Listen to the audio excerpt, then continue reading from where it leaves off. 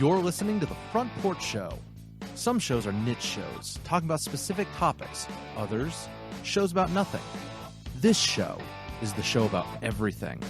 On The Front Porch Show, we'll talk about current events, some news, a little bit of politics, along with a whole lot of life. Welcome to our Front Porch. Good morning, good afternoon, good evening, wherever you are, whatever time zone you're in, whatever, I don't know, date you're in, if you're traveling in time, we welcome you. No. How do we know that 50,000 years from now they're not going to find this in a time capsule and they're going to have you ever seen Bill and Ted's Excellent Adventure? Yeah, the exact same thing happened to them. This in a time capsule. The exact same thing happened to them. Wait. They were doing a radio show and they were making music. They were hoping, yeah, music. Here, now Wild Stallions, baby. Thank you. You tried to stump me with trivia last week. I was going to ask you what their band was. Boom. Take that. So, well, yeah, there we go. Wild Stallions. 1-402-799-1811. That is the message line number. You can text, you can call, you can leave a message. I might pick up, but I'd rather you just leave a message. It'd be much funner. Wait. What? So why would you answer at all? Inadvertently pick it up. I don't know. Rather have You never know what's going to happen. I may say, "Oh, that's interesting." Call back and leave a message. Or I may just real quick hit record and record the message while I'm... Could you imagine calling the line and the message line, quote unquote, and someone picks up and it's like, yeah, that's a great message, man. You should call back and leave it. I won't pick up this time. Thanks. Well, I mean...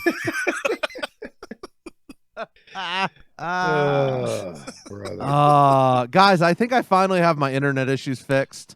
That's good. Which is a good thing. For at least for the next 5 minutes. Did you go with Verizon? No. So, did you finally just pay the bill? That was honestly the first thing we checked. Did they finally? I was a little nervous. They finally update the DHL. DHL? What is a DHL? Wait, wasn't it DHL? What? Wasn't that a long time? DHL is a delivery. Yeah, DHL is a delivery service. Wow. What was the internet one that started with a D? Wasn't it? I just ruined the entire moment. DSL. DSL, yeah. But that's a type of internet service. Oh. You thinking of like Net Zero, AOL, Hotmail? Guys, I was going through a stack of CDs the other day in a box that hasn't been seen. Did you find? It was quite a few. Quite a few. I remember being a kid and we would get those in the mail and I'd like freak out. I'd be like, oh my gosh, we got like 183 free minutes of internet. And my parents would look at it and they're like, nothing's free. And they would go in the trash. That's exactly like, what my parents would do. I remember the neighbor kid had internet. And so we'd go play SimCity at his house. Wow. SimCity 2000. Ooh. And I remember that. I don't think it was multiplayer, so I don't know what we were doing on the internet. No. I don't remember that being an internet. No, I don't think it was. Game. But all I remember is he had the internet, and that was crazy. Dial up. You thought you were playing internet games. Yeah. That noise, the unforgettable noise, when you pick up the phone and you're going to boot someone. Yes. My mother would do that. I'm pretty sure. I'm pretty sure she'd pick up the phone and just keep it and start dialing numbers so it would disconnect from the internet. Yeah. Ours would disconnect if anybody called. Oh, that's fun. Oh, really? So they didn't get a busy signal? No, it would disconnect. Actually, I don't know if they would or not. But basically what it would do is it would throw you off the internet if somebody called, and then you'd have to wait like 15 minutes for them to call again. So it probably did give them a busy signal. I think your parents were just messing with you. Maybe. And they were just kicking you off the internet because you'd been on there too long. I don't know. The longer I'm a parent, the more I realize that sometimes just the parents are messing with the children. I mean, Absolutely. Absolutely. So Myron thinks I have supervision. Ooh. And I can see him do everything through walls, everything. Did you help foster this belief? No. There's Typhus breaking in. Oh, Aaron's on the ground. So I promise you, I did not tell him this. Sure. Well, he says, "How did you?" His comments were, "How did you know I did that?" I'm like, "Well, I saw you. I just know." And somehow that turned into, "Oh, Daddy has supervision." Wait. Did you actually see him do the thing you said you saw him do? Yes, that time. But it's more of I know what you do even when I'm not looking. Oh, they're horrible. And that is now supervision. They're horrible. And all you have to do is just think back to your childhood and go, "Oh yeah, that was." It's like, "Oh, I did that," and this is the exact same way that I did it and reacted to it. Exactly. Your children are not receiving justice, and they are not innocent until proven guilty. No children are. They're guilty until proven innocent. Are you kidding me? So yeah, he's convinced, and he goes around telling people that Daddy has supervision and just knows things. And Alyssa's not happy with this whole situation because she thinks I'm lying to him. And I'm like, I've never told him I can see through things. Because he'll be like, he'll come up to me. So he'll do tests of the supervision, right? And he'll bring me, he'll bring something in his hand, and he'll be like, "Guess which hand it's in?" And I'm like, obviously it's the hand that's bulging. It's obviously the hand that's bulging. It's never something small and tricky. No. Obviously the hand that's bulging. And I look at it, I pick it, and he's just blown away. Absolutely blown away. This is awesome. And I'm like, I love it. Do I ever tell him? I mean, eventually he's gonna at his wedding. At his wedding. Yes. By the way, I hope we can let it go this long. Or you could let it go as long as and when he has children, then you could be like, "All right, I'm going to pass this down to you. I am going to now pass on my supervision to you." It came from my father, and it could be like some I don't know, little trinket that's like terrible or something. You know? It's like you just give him like some vitamin E pills, and you're like, you just take these, and they help your supervision. That's horrible. Here's the ancient dill pickle that our family has been passing down for like generations. A dill pickle in a jar. A singular dill pickle spear in a jar. This gives you power. Man. So I catch Myron the other day trying to explain to Trevor, 2 years old, 4-year-old and 2-year-old, how Daddy has supervision and don't do things because he'll catch it's working. You. Oh yes. So you're not gonna dissuade the No, but I'm also not gonna lie to him and tell him that I can see him. This is how the Mathis cult started. Yes. His house is located in either Waco or Ruby Ridge. Guys, wasn't that this week? Wasn't the anniversary of Waco this week? Was it? I don't know. I think it was. I have no idea. I don't keep a calendar of those kind of things. 20, you don't keep calendars of governmental injustice? Not to that You extent, do? no. I kind of do. Really? do. Yeah. He probably puts out a Killdozer post every year. No, I don't think I have. I don't think I ever have. I mean, look, guys, reasonable men sometimes resort to unreasonable means to protect their lives and liberty. That's all I'm saying on Killdozer. Does that make them unreasonable? Yeah, it probably does. But then again, reason. So then they're not reasonable men. Reason is in the eye of the beholder, I suppose. Oh goodness. Yeah, and truth is relative. No. Yep, truth is relative. Not in the least. That's your truth. Yes. Is that reason is in the eye of the beholder. My truth, guys, is that reason is objective. Okay, I didn't think we were going to get to this early on. Alyssa Milano comes out with this post the other day about how. Who's that? Alyssa Milano's the one. She invented those cookies? Yes, the delicious. Girl Scout cookies. No. Oh, Milanos. No, the Milanos. The ones that are more expensive than Girl Scout cookies. Yes, and are twice the disappointment. No, They're from Pepperidge Farm. They're amazing. They come in little bags. Yes, they do, right? They come in the goldfish bags. Yes, they come in the goldfish bag because they come from Pepperidge Farm. So Milano comes out this week about how, we need to follow our own truth and listen to Biden defend himself. Follow our own truth. Yes, listen to Biden. Oh yes. Follow your own truth if it only takes you down this path. So remember what happened back 6 months ago now, when Kavanaugh was being what do they call it? Not approved. I'm pretty sure that was more than 6 months ago. Was it more than 6 months ago? Anyways, feels like a lifetime. Regardless, back when Kavanaugh was being what do they call that, Jeff? Confirmed. Back when Kavanaugh was being confirmed, she, for some strange reason, was sitting behind lawyers of the accused. I don't even know her name. Accuser, Kristen Blasey Ford. There you go. Sure. Anyways, so you don't know any of the details of this except the Milano cookie. Injustice! No. Scream about it more. Injustice! Alyssa Milano was. Now you totally derailed me, Jeff. Thanks. This train started out off the rails.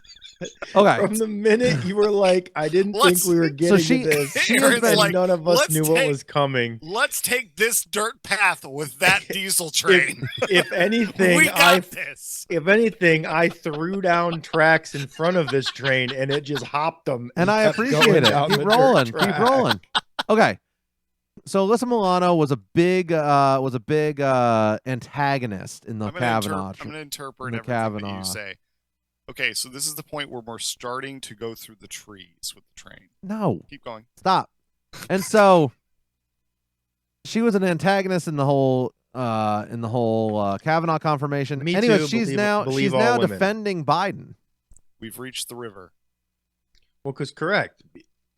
Excuse me. Don't die, Jeff. Don't die. Jeff has the Ronas.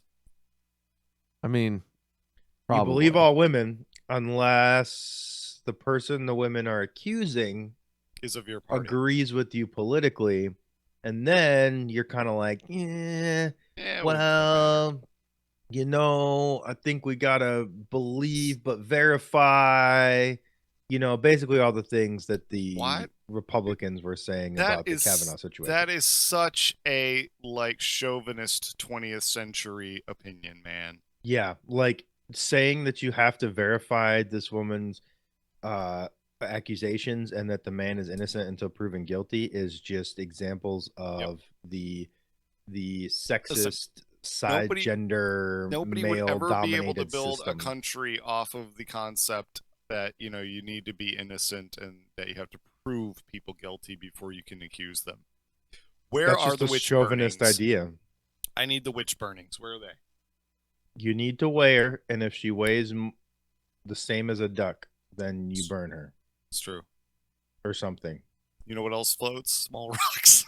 Very small rocks. So I want to know why Judges. And how Hollywood stars seem to think they're relevant when it comes to current events and political issues. Would you like me to tell you? Yes, please. Because we give them that audience to be relevant. It's just like sports stars. It's the star. It's the fame and the fortune that brings relevance to, I'm not saying true relevance, but brings relevance to their claims. And people just assume that, this person has gotten this far and is this popular, they must know or speak for the country or me. That they could be just like me and have my biased opinions at just a greater level of success. So maybe I'll disagree with you for a little bit of Sorry, that. Fight! Because who is saying that she speaks for all of us? So I think she's I mean, just the party obviously she's just giving her opinion, and Mathis is saying, why is her opinion relevant? It may not be relevant. Is she the Lorax? I don't think so. She may not be relevant. Here's the thing. Why did they speak, or why did they have a platform to speak? They, through some other means, have become popular, whether it's sports, acting, having a lot of money. And so, or in case of soccer, sports acting.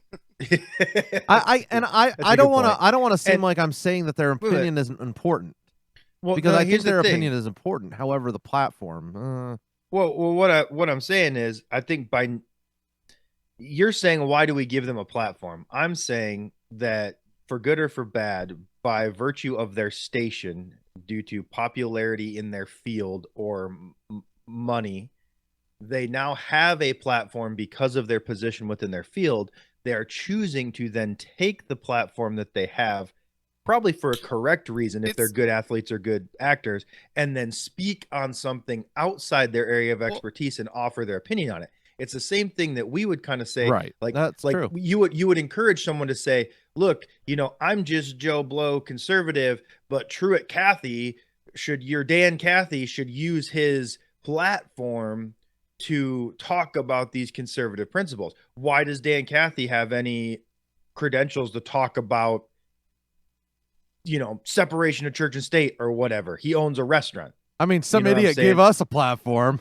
So that's what I'm saying is they're using the platform they've gotten for a different reason. But then they're using it. But then they're using it to talk about things that they're not necessarily qualified on. So them having the platform isn't quite as much of an issue as what they're using it for. And are we just going to take everything that they say is valid because they have the platform? And that's where the critical thinking comes in. You have to be careful with taking it at face value and assuming that this person knows more than you or has a better opinion or more valid opinion.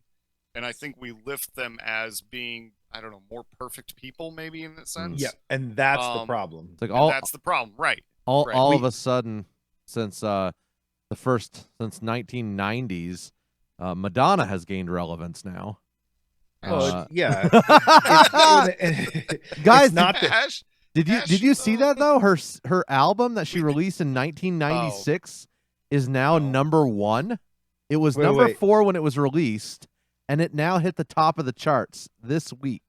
Now we're talking Madonna albums. We haven't even finished talking about the accusations. No. My whole point there was the train is headed to the cliff. That's where we're at. We can divert back. Lemmings. No, we can't. We can divert back. Yes, of course we can. No, we can't. There's no brakes on this thing. There are. You just got to throw out the anchor. We threw we threw the brakes because they were slowing us down. Choo.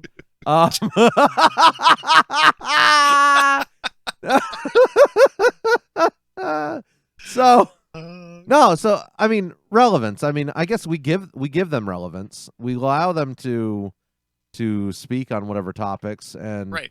And this is why we have Facebook influencers or whatever the heck they're called. Oh yeah. Isn't that what it is? Influencers. Well, yes, an influencer, social media influencer. And I think that is actually an apt description of exactly what they are. Is they are people who have become lifted up on high of the Facebook or the YouTube or whatever else, and are now giving their opinions to how things work, even though they don't actually know how things actually work. So, and I think that's the doom of the social media of today, is that, it's really easy to give your opinion and find people who have and are of the same opinion, but to critically think and form an opinion is much harder. Well, you sent that video to me yesterday. Yeah, that was a good one. And that was very interesting. So, was that the same guy who made the original video? So there was a video going around that people kept sharing with me that were 2 doctors. No. From San Bernardino. No. He is not. Okay. I just wanted to make sure of that. He did talk about them in the video. He's not the same doctors. As far as I know, it is not. Because there's a video going around that all the conservatives are latching onto, which is what he was talking about.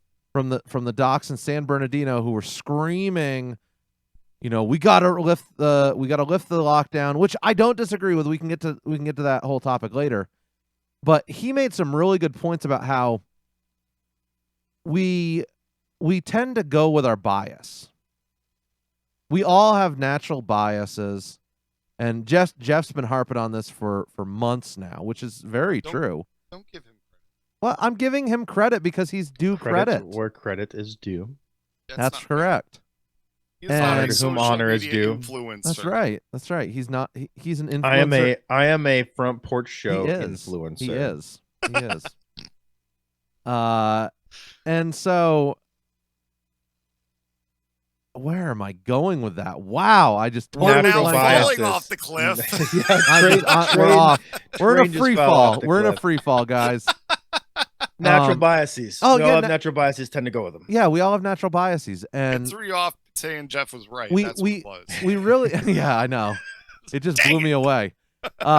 We have to check them. We got to check them, and yeah, and I'll pile on that and say these biases aren't necessarily bad. Mm-hmm. They're based in some of our opinions and worldviews. They're based in our worldview. They're based on our view of life and truth and reality. So there are times you don't want something completely unbiased being presented to you or your child. If they're sitting up there offering two opinions and treating them as equal when you know one is truth and one is a lie, you want to be biased toward the truth. Right.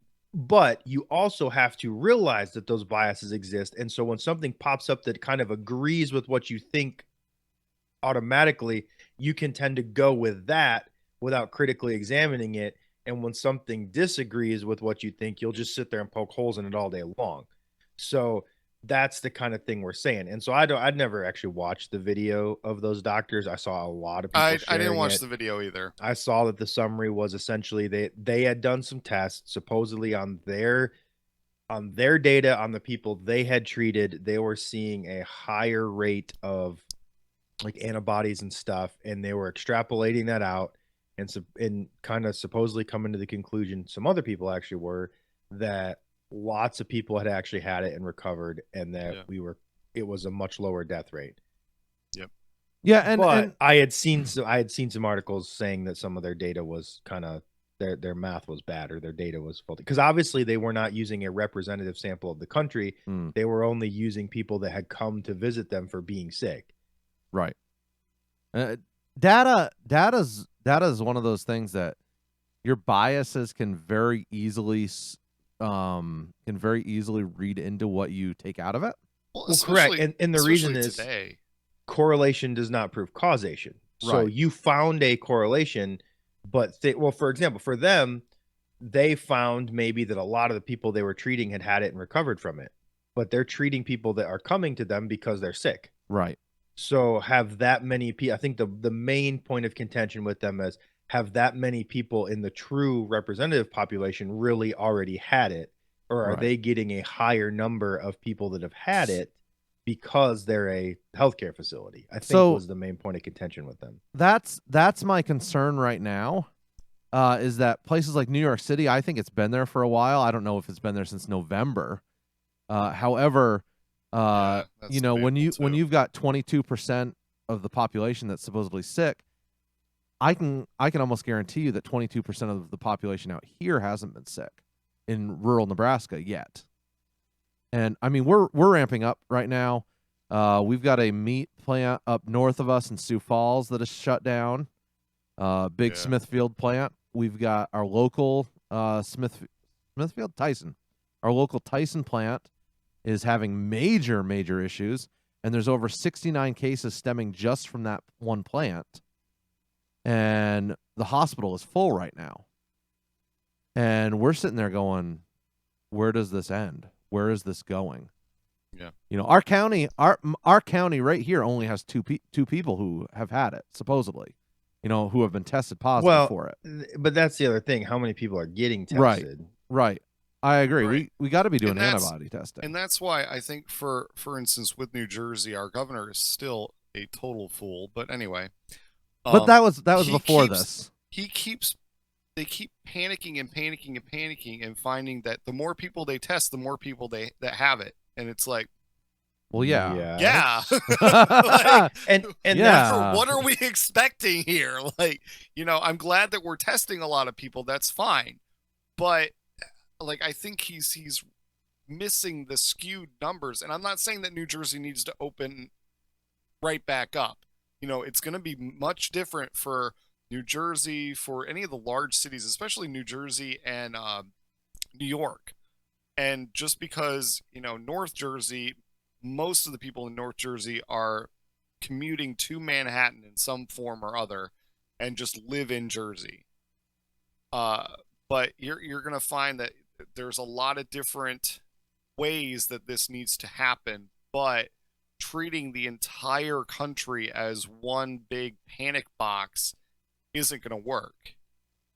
How my state reopens is going to be much different than how your state reopens, how Georgia reopens, how all of these other states need it to reopen. Right. One size does not fit all. Right. And I've made the statement on the show before. This zero tolerance, one size fits all is lazy leadership. You cannot just arbitrarily declare one thing for an entire nation. That is the size of 50 nations. You just can't do that. And yeah. So let me throw this out there. Ooh. Whoa. Monkey wrench. We've just covered like half the show topics in the opening segment. We're done. Have a good day, everybody. Should we take a break and bring it back to either some of the things we've blown by in this freewheeling intro, or so we are going to come back. We are going to hit some of these topics a little bit more in depth. Thankfully, Jeff has crashed us into the bottom of the ravine. I found it. I found the bottom. It was all Jeff. The train has wrecked. The train has stopped. There was no getting the train back on the rails, so it was how quickly can I drive it into something to stop it. It's pretty much the goal. With friends like you guys. Who needs enemies? I'm good. I'm good, guys.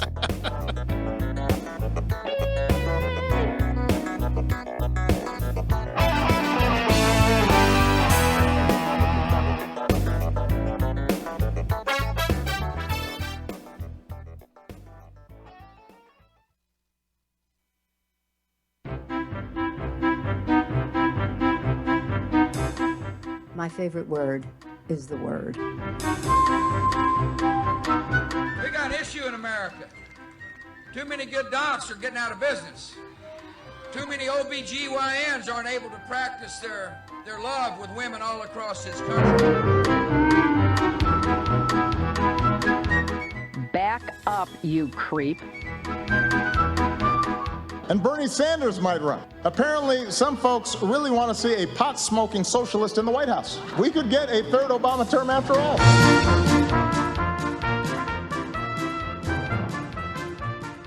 So, gentlemen, I've got to ask you, what are your churches doing during this time?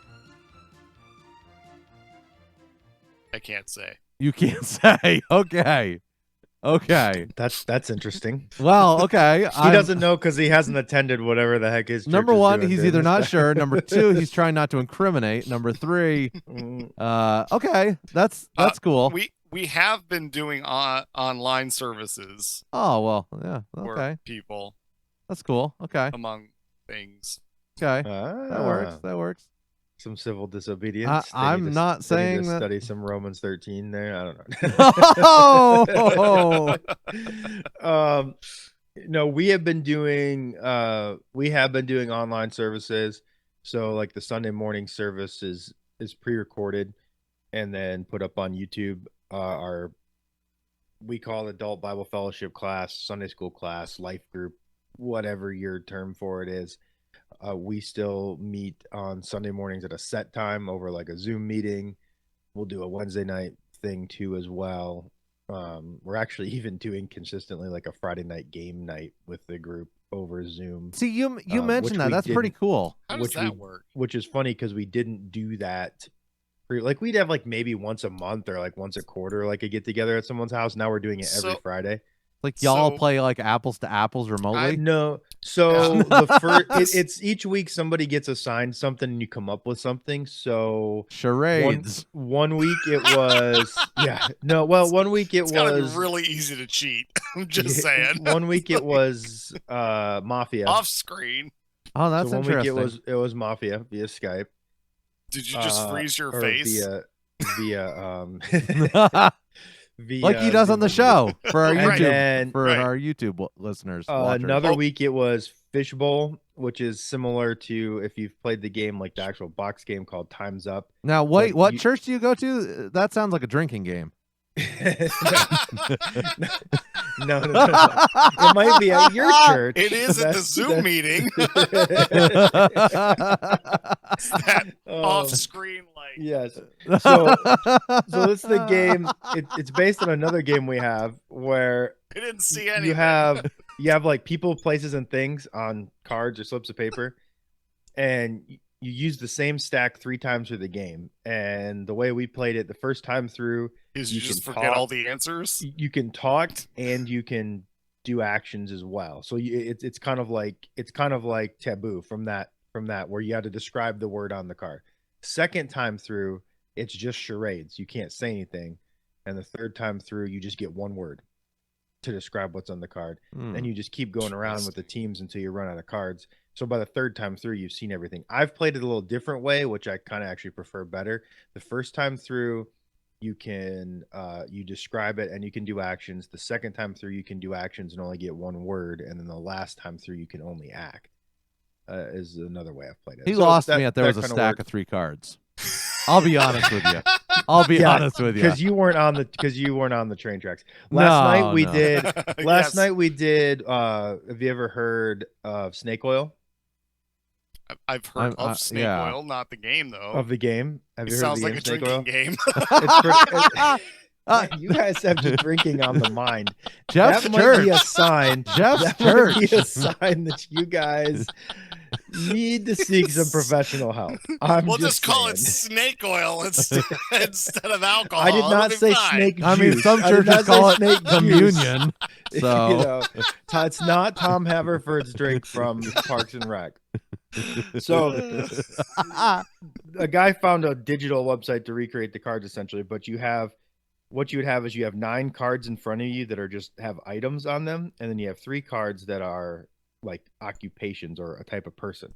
So like Mathis, you would be the person being sold to, let's say, and it might say that your card, Jeff can't let the Civil War die, can he?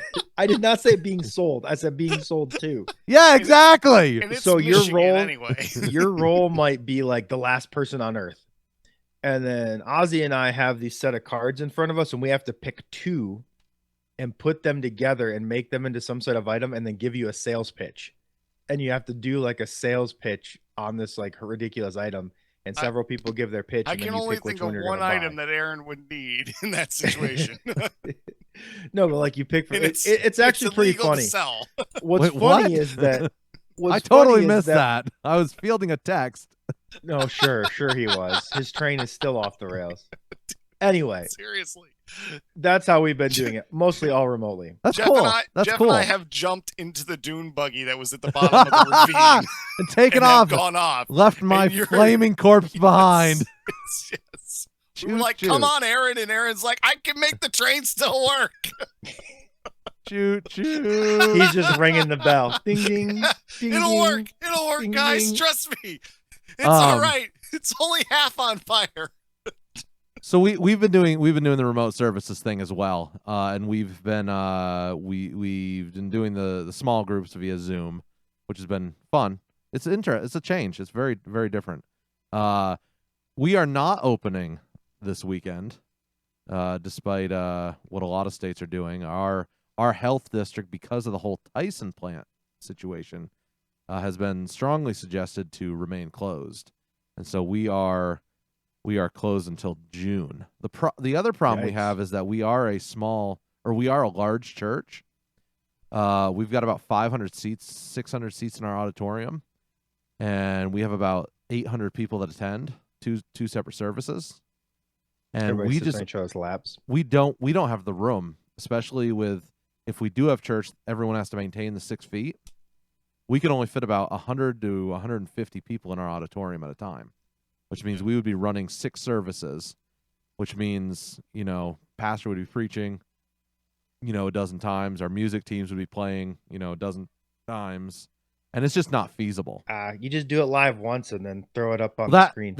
Honestly, that is the thought process. that if something has to happen, that might be an option.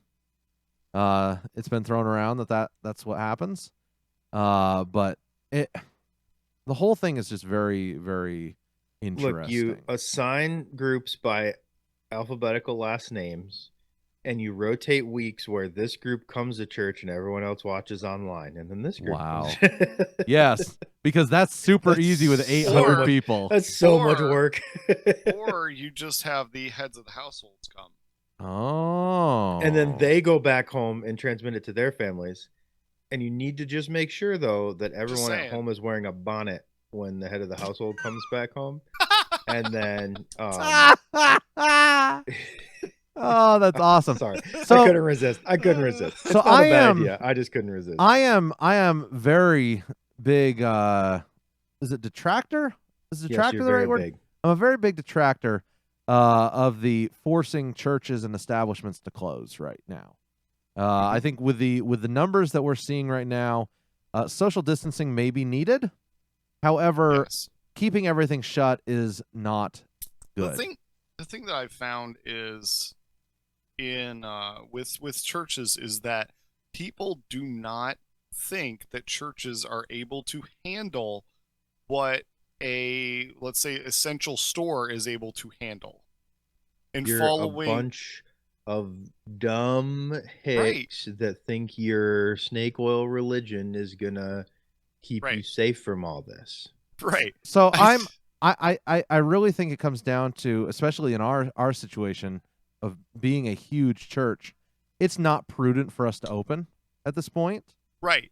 But it should be on a church by church basis that they should be able to choose. Right. Like what happens in their congregation. For instance, and if you choose to open, you just have to abide by the guidelines or whatever. Right. Exactly. Right. For instance, like we're a small church. Like we have a max of about 20 to 25 people, and we have an auditorium that seats about 200. And so it's very feasible for us to be able to social distance inside of our auditorium. Is your church just your family in a big building? A good portion. Because of it, you said 20 to 25 people, and I'm pretty sure that's like you, your wife, your kids, and your in-laws. That's about 25 people from what I know. It's about half the congregation, yeah. Or at least it was till everybody started getting married. But yeah, but we don't have that many people. But so it is feasible for us to be able to do this, and has been feasible for the entire time that all of this was happening. Right. So y'all were able to social distance if you needed to. Right. Exactly. But we're not given that option. Right. To do that, yeah, and see, that's where I'm really frustrated right now. We've got a lot of government agencies who there are no options. Right. You are forced to do something, and there's no freedom of choice. There's no personal responsibility. So here's an interesting wrench in the conversation, because obviously there's not supposed to be anything limiting the free exercise of religion. Okay. In the modern era, we can still exercise our religion in the methods we're talking about remotely for a short period of time.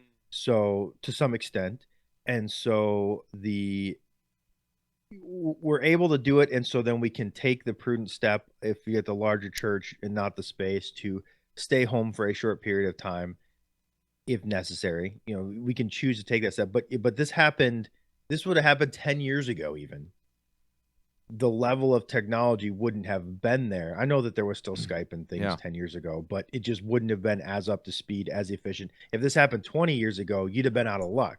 We were just making jokes about free minutes and dial-up internet sounds. Okay. So if this had happened when we were kids, it would have literally just been stay home, and I don't know, we'll like mail you the weekly VHS tape of church or something like that. Drop obviously off a DVD. People would have found a way, but it would have been much more limited. So are you more predisposed to allow a little more, hey, stay at home because we have more access to executing church a different way than, 20 years ago? You'd have been like, no, you're limiting our freedom of religion. How does technology play a role in kind of this mandate? It's not the same. Correct. It's not the same. And I miss church. I miss going and spending time with brothers and sisters in Christ and worshiping with them. I miss church, and you know, watching it on TV is good. I'm thankful for that ability. But man, it's not the same, and I can't wait. So I guess the question is, if it is a voluntary thing, when is it prudent to reopen? You know, in a situation like my church, where, I mean, do we wait until it's complicated? It's just such a complicated situation, especially seeing as how, you know, I was talking with Ozzy in the break about how not our specific county, but there's a county in the state that is number 2 per capita for cases in the country. That's because there's 5 people in the state, and 4 are in the county, and 4 of them have it. Unfortunately, it's a rather large county, and 3 of them are cows. So, yeah. And they get it anyways. So, and they aren't working at the plant anymore. Wow, rough couple weeks for them. So, I mean, I would say that it is something that is doable now, just because of we do have technology, and it is doable for a very short period of time. Okay. I would also say that this was not the pandemic and the horrible millions of lives that we were promised. It's only because we implemented all these strict lockdowns that it wasn't millions of lives. Come on, man. Right. So, but what if that is the case, Jeff? Seriously. Do you really think that's the case? I don't know. Do you really think that their numbers were off by orders of thousands? I don't know. From millions to a few thousand, because ask me a year from now. Seriously, and that was all because here's the deal. Masks won't. A month ago, March 2nd, March 4th. I shared the article with you guys. So maybe 2 months ago. Yeah. Masks won't help you. The CDC says masks won't help you at all. Masks aren't going to help you. Don't rush out and buy them. Now, you literally almost can't go anywhere without a mask. Yeah. No. Which is it? There is no doubt. The experts don't know. And I understand that you change as you receive more data, you change in reaction to the new data you receive. Right. The trouble is that from the very first moment, they preach like their data's gospel. And then when their data shifts to show the exact opposite, they preach like that's gospel. Right. And now you're sitting here going, you don't know what you're talking about. And now the goalpost has moved so far, and the American people are going, we can see you, right? Yeah. Like we know the position that you held. Yeah. So that we are Winston working at the Ministry of Truth, and we know that they're going back and revising the chocolate ration data. For those of you that don't know, that's a 1984 reference. Chocolate. But, they're going back and revising all their production quotas and then saying they met them, kind of thing. Like, the emperor has no clothes. We see it happening. Yeah, there is no doubt that we see the failures. Right. And I'm not saying that at the moment it wasn't prudent. But the problem is we're 2 months in. Everyone has been under the strict guidelines of here's what you have to do. You need to stay home. You need to do this. You need to social distance. You need to wear masks. You need to stay 6 feet from people. You need to treat the elderly and stay away from them because I don't know why they're out if they're high risk anyway, but we'll not get into that. Yeah, don't you love that they're high risk and then they look at you like they're angry at you for not wearing a mask, right. And it's so we have the guidelines, and I'm not saying there shouldn't be guidelines. Let's be honest. It is prudent with however we feel. There are prudent guidelines here, which I think we should take and implement some of. For instance, like washing your hands constantly during flu season. Come on, that's a no-brainer. So we should take some of these. You want to die? Wash your hands. Because I think they can desperately, or they can help us. Wait, what? Hold on. What? Dwight Schrute knows. Oh, okay. I was like, Jeff, really? But so I think that if you are able to follow those guidelines, that you should be able to do what you would like. You should be able to open your business. You should be able to go to church. You should be able to open your church. Because quite frankly, I don't think that having church over the internet is at all subject to, or at all able to be worshiping God, because we are supposed to be together. I think that there is a distinct difference. What defines together? Defines together, coming together and being in the same place to worship So physically God. together, not together. Yes, I would say physically that we need to be together, because there are not the barriers that we have over technology. It's just like whenever we get together as whenever I see Jeff, it's a extremely different interactions that we have than over video calling each other on this radio show. Yeah, I can't mute him, and it's a nightmare. But in the same sense, that's why it is essential for Christians to be able to get together to worship, not just over the internet, you need to be able to have communion. You need to be able to worship as a congregation together. And those are things that we cannot do separately for long periods of time. I have oyster crackers and grapefruit juice in my house. I'm just kidding. Sorry.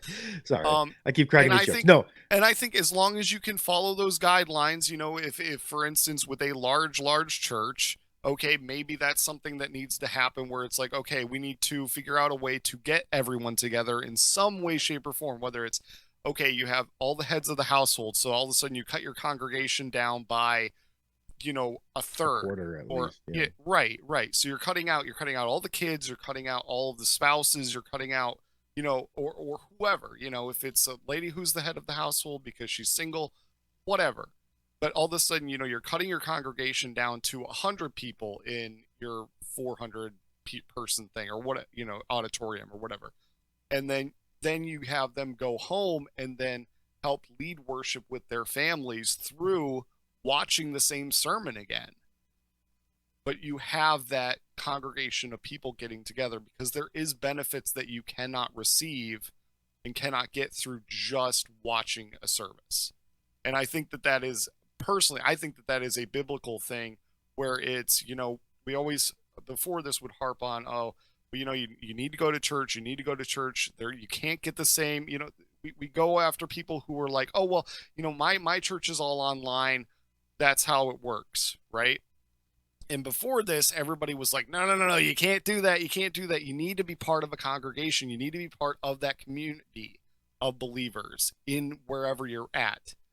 And I would argue that it's the exact same argument now with us. It's we can't do this way and keep it up. And I don't see that there is the danger there that was presented in the beginning. And I think that if we have the prudence to be able to come up with a way to do it, to be able to follow their guidelines that they've set up that aren't interfering with biblical practices, because biblical practices do usurp governmental authority. And so if we can do those things, then yes, we should be able to go back and we should be able to worship, which makes me really mad about this Knoxville County, Tennessee thing. Yeah, I'll just say two things. So before I get to that, yes, I agree most of what Ben's saying there. Obviously, there needs to be that in-person, not forsaking the assembling of yourselves together. I think in reference to your, because kind of growing up, right, we all kind of saw that a little bit, exactly what you were talking about saying we need to get together. You'd have those people that say, oh, I worship God at home in woods. Yeah. And like, they're sitting there watching like TBN, channel, and it could be somebody kind of preaching the gospel. It could be Creflo Dollar. You just didn't know. and they're just got the channel on. And part of the difference I see short term in this situation is those people that were making that claim that we talked about a lot, that you referenced, Ozzy, were those people that just sat at home, had the TV on some random channel. They weren't a member of anything. They were saying they turned on church channel once a week, and then supposedly they were closer to God sitting in the woods in their tree stand than in church or whatever. And then, whereas in this situation, at least, you ahead of time belong to a local body of believers. That local body of believers is meeting in a little different fashion right now. I don't know about your churches, but like each week, a different pastor from our group of pastors will call us to check in. Like you said, we have both the main service that's not necessarily a live engaged in service, it's pre-recorded and watched, but you have the smaller groups that are live and engaged in, again, not in person, so not ideal, but there is at least that chance for some sort of personal connection, though it may be via video. So that's why short term, I think that when there is a considered risk, this is an acceptable alternative for a short period of time, because there's still some of those key differences of belonging to a local body of believers with some accountability versus I watch TBN at home. Correct. There still needs to be the in-person gathering at some point, and whenever at some point it's got to become acceptable to take some measures, do some things, and just meet again. And so that was gonna be my next question, and you went to it too, is okay, so now because all of us have thrown around the term, look, if there's some guidelines and we can meet their guidelines, why can't we get back together? Well, now let's start talking about the guidelines that they are throwing out there. Maybe I should have said reasonable guidelines, or guidelines that are not against biblical practices. Well, and that's implied to some extent too. So now talk about making a law. Now, this isn't necessarily a law when it comes to this kind of stuff. Regulations. You can argue into these laws versus regulation, whatever. Right, the point being, you're not supposed to make laws regarding an establishment of religion or preventing the free exercise thereof. And I think we would argue some of these things we're about to talk about are interfering with the free exercise thereof. So I don't know which one of you shared this. This is it was the Knoxville Knox the County. Knox County that was me. Okay, so take it away then. Okay, so in Knox County, Tennessee, the mayor there, or I guess, whoever their mayor is, their governor, which is Mike DeWine, actually. DeWine, but I like that. That's kind of clever there. Have you ever noticed that like politicians who have these horrible last names are always horrible politicians? You mean like Anthony It's Weiner? like, yeah, or DeWine. Like, you should have seen this coming. Not I like Tennessee. I mean, just saying. Anyway, so you have churches and their regulations that they have in order to be able to meet together, and there are a couple things that are forbidden. So number one, you cannot have communion. You're not allowed to have hymnals, and you're not allowed to have Bibles. I'm assuming this is pew Bibles and also hymnals that are church hymnals. I'm just gonna be honest. I'm trying to read the actual order, and I don't see. I see that statement made like in the title of the article, bans communion, hymnals, and even Bibles at church. Right. And then nowhere in the article, as I skimmed it, do I see them actually mention the hymnals or the Bibles. They only mention the communion, and now I'm in the plan that they reference. It's communal and when I get items. when I get to churches, it just says see state guidance. So now I have to go try to find the state guidance because and I think it's not clear. I think Aaron's right. It's communal items. Communal anything items. That's potentially going to be shared by more than one person. So in our health district, we are not even if we were allowed to meet, we weren't allowed to pass any trays for the tithe. Right. We weren't allowed to pass plates for communion. We were not going to be allowed to. And I understand why everyone's touching it. Right. You can't keep people from getting something if you're passing something like that. So we So what do? We joke. We'll come up with solutions. Well, so we used to joke about this to some extent, but there literally are companies that offer to churches essentially pre-sealed blister packs with a piece of bread, a cracker of some sort, and juice in the blister packs, and each person literally gets a blister pack. You tear open one side, you tear open the other side, you have your communion elements there. We used to kind of joke about that, I think, in the more conservative circles, where we're used to passing the plate, the little trays with all the little individual cup holders and all the, the tray full of little crackers or pieces of bread. But Mathis says you come up with solutions. Is that a viable solution in this kind of it's a viable scenario? I think the overreaction comes from because we obviously, well, I assume all of us here being from the same general theological background, as far as transubstantiation and some of the level of reverence and ceremony that's put into the communion ceremony, for example, in the Catholic Church, they would probably be opposed to the blister pack idea because they believe it's literally turning into the body and blood of Christ.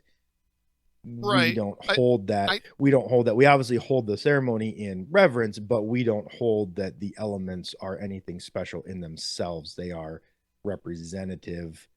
Right. Of I think. I think this goes Welch's grape juice and an oyster cracker at some churches. I think this goes a little wider than that. I think you're a little too narrow. I think it's talking about, and I think they're worrying about Lord's Supper as far as you have a communal cup. Oh yeah. Because for example, that would be my opinion on what their fear is. Well, I don't know though, because like Mathis said, when you're passing that tray around and every single person is touching the tray, even though they're taking their own individual cup out of the tray or whatever, if that's the method your church uses, then there's still potential that everyone's touching that tray. Look, and especially guys, if you're just passing around the plate of bread, everyone's touching it. We got a church of 500 people. There are some people who touch that tray. I do not want to touch that tray after, even on a good Sunday. Right. Right. But you do. But you do. Well, those times. There's a good thing we got 15 trays going around the auditorium. Pick and choose. But when do we where do we draw the line, and how do we draw that? Where do we draw the line at accommodation? Is it right? Is it feasible, and is it allowed for us to accommodate the way that we do the Lord's Supper? Because depending on what, not even level of Christian you are, depending on what your denomination is and what you believe about the Bible, there could be extreme restrictions on saying, you know what, this isn't something that my church is going or willing to change because we don't believe biblically that people need to come up. Okay, so for instance, all right, so with my church, we have the elders, like the pastor hands it to the elders, and the elders come around and they hand it to people. So, like we're a small church, so we don't pass much of anything. So the elder is holding on to it, and then he offers it, and then we take from whatever it is, from the plate or from the cracker tray or whatever they call it. I don't know. The official term, the cracker tray. It's a charcuterie plate, actually. So you can take some cheese and some fruit. So you have that form, like for my church. This is the way that it is done. So do you by the order of worship? So do you use the communal cup then? We do not. Everybody drinks out of the same cup. Okay. No, we do not. We have individual, the individual little. Yeah, the little church shot glasses. Church shot glasses. They're communion shot. Communion glasses. They're like the church half shot glass. Yeah. So it only turns into a shot glass if you accidentally forgot and left the juice in it from last time. But yeah, there are orders of worship. Some denominations take more seriously than others. Well, the Catholic Church does the single cup thing, which surprises me in this era. Some of them, not 100. Yeah, I'm not sure. I was just at a Catholic wedding not too long ago where they did communion. We did not participate in their communion, but so they did a single cup thing. Right. So where does your accommodation come in, and is it reasonable for a Christian to accommodate to certain things that are laid out? I don't know. That's $1 million question, Ozzy. Is it okay? It may be okay. That was kind of my question. Yeah. Right. So is it okay for you to be able to do that, but it's not okay for me to be able to do that? But what level is it okay for the government to say, who obviously don't understand religion at all, to dictate these things that they don't have any clue about and aren't equipped nor qualified. Again, one size doesn't fit all. One size doesn't fit all. You are just some guy, and the Knox County Health Department Regional Hospital coordinator announced that communion is not part of core worship. Right. So who are you to question that communion is not part of core worship to the Knox County Health Department Regional Hospital coordinator? She obviously is to be sent wine. She is obviously much more qualified to speak on your church's core worship than you are. And I think this is where the rubber is going to meet the road for a lot of churches, is to what extent can we accommodate you? But you have to understand that, like, churches cannot accommodate in certain areas, and I think that's what actually makes it almost makes it harder in the in-between opening phase versus the government says it's really bad, you should shut down, or you have to shut down. Most churches are like, okay, we think we should be free to worship. We agree there's this virus going around. We want to respect our authorities. We don't want to get people sick. We also care for our neighbor. We will go ahead and go along with the shutdown for a little bit. Oh, okay, now we can open up. But in the open up is actually going to be where the harder call is, because you're going to get restrictions like this. And it's going to be like, look, I shut down for you when I thought I was going to make all my people sick. Now, some churches do communion every week. Some do them once a month. We do it once a month. So, it's always the first Sunday of the month that we do it. And now we're going to miss the first Sunday of this month where we're still not open. So the earliest we would probably do it is now June. So by June, is it better? I don't know. But yeah, this is where the harder calls are going to be. And you're right. At some point, you have to disobey the local authorities if it violates your faith, the principles of your Christian teaching. Right. And I think that's where it's going to be very hard for a lot of Christians, because we're so inundated with, oh, you know what? We love our government. We love America. We love this. We love that. And we've never had to make these decisions that other countries have to make constantly. We're always like, oh, persecution. Oh, it's horrible. The government is, we have all these articles about, oh, the government's looking at doing this, and this, but nothing really ever happens. Let's be honest. It's not really interfering. The government really doesn't interfere with our churches that much. And this is where I would say this is a minimal amount of interference. This isn't like they're telling you, hey, China, you know what? No. Right.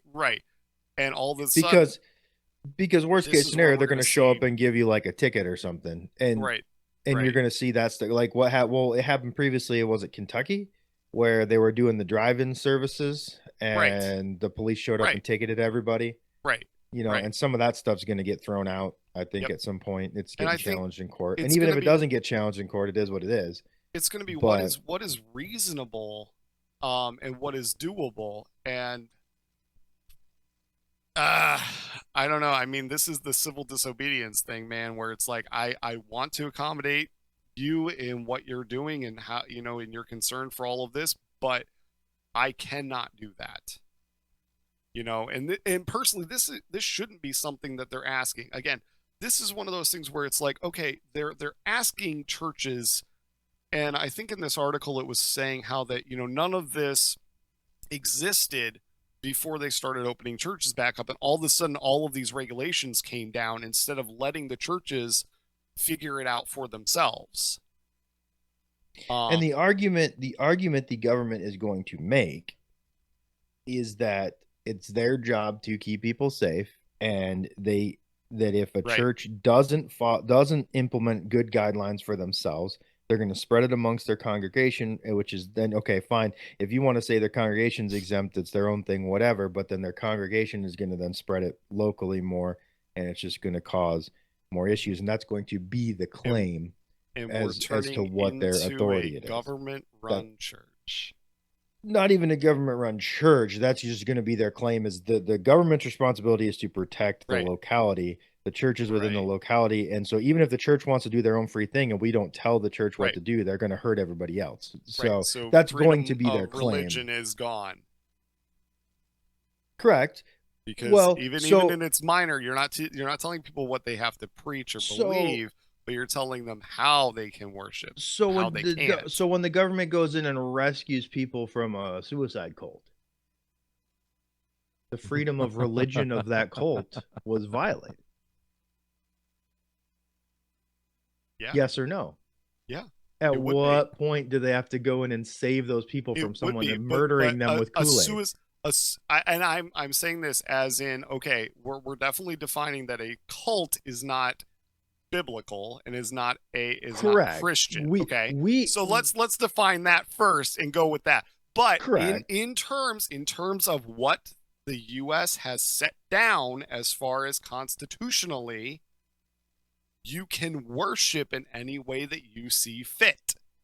If that involves going crazy and killing people, that's my religion, man. Yeah, no. I don't agree with that. But I'm saying though, according to what, correct? That's what our government set down. No, they haven't set that down, because when you're killing people, that falls under a different. That would not apply under freedom of religion. What about the Incas? First of all, they weren't in this country. Second of all, they got wiped out. But I'm saying though, if your religion believes that you Mathis was talking about Waco just earlier. Right. And I'm not saying that I believe I'm not saying that I believe the US government.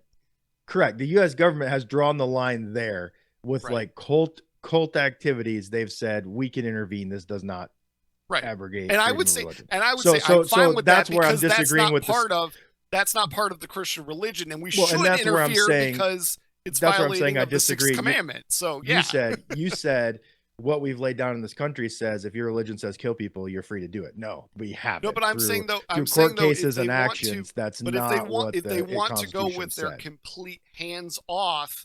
Hey, you know what? I can worship God in any way that I want to.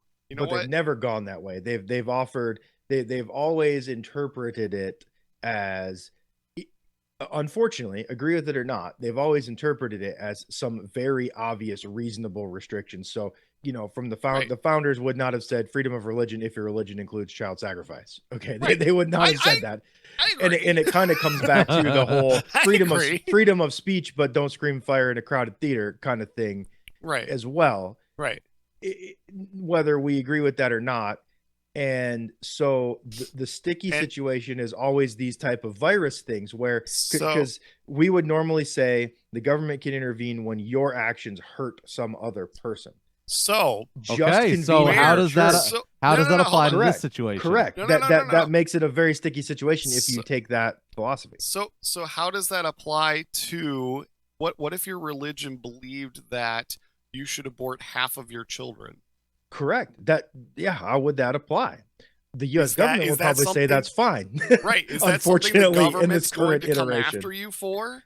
You know what? As long as it's an abortion, we're fine with it. So they probably would, unfortunately. Killing up until some point. Correct. You can do your child sacrifice if you do it pre-birth. That's probably what the U.S. government would say.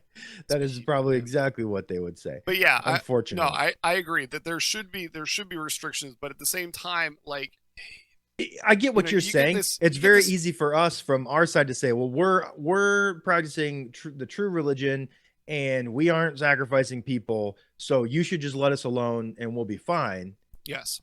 But then when the Satanists want to get together and share their needles or whatever, should they be prevented from spreading the virus? You know what I'm saying? Like when there's because of Darwinism.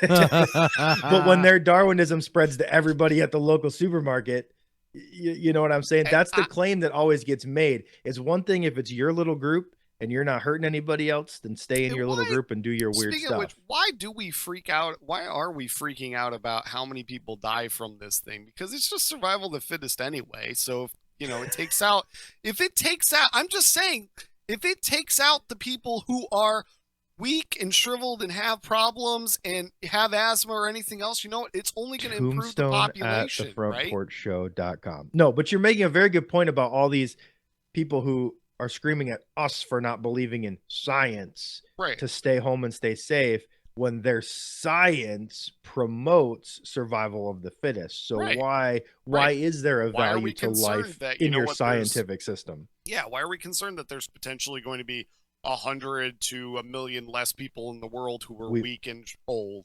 Or well, as you've seen, there are articles just praising that. Oh, look, it took the shutdown to show everyone what restraining, we could really actually save the environment if humans stop driving cars and running factories, because see, the earth is healing itself while we're all in lockdown. Yes, as people are going insane and dying. So what we said would happen if you implemented your Green New Deal is happening. Everyone's out of a job. No one can work. You're right.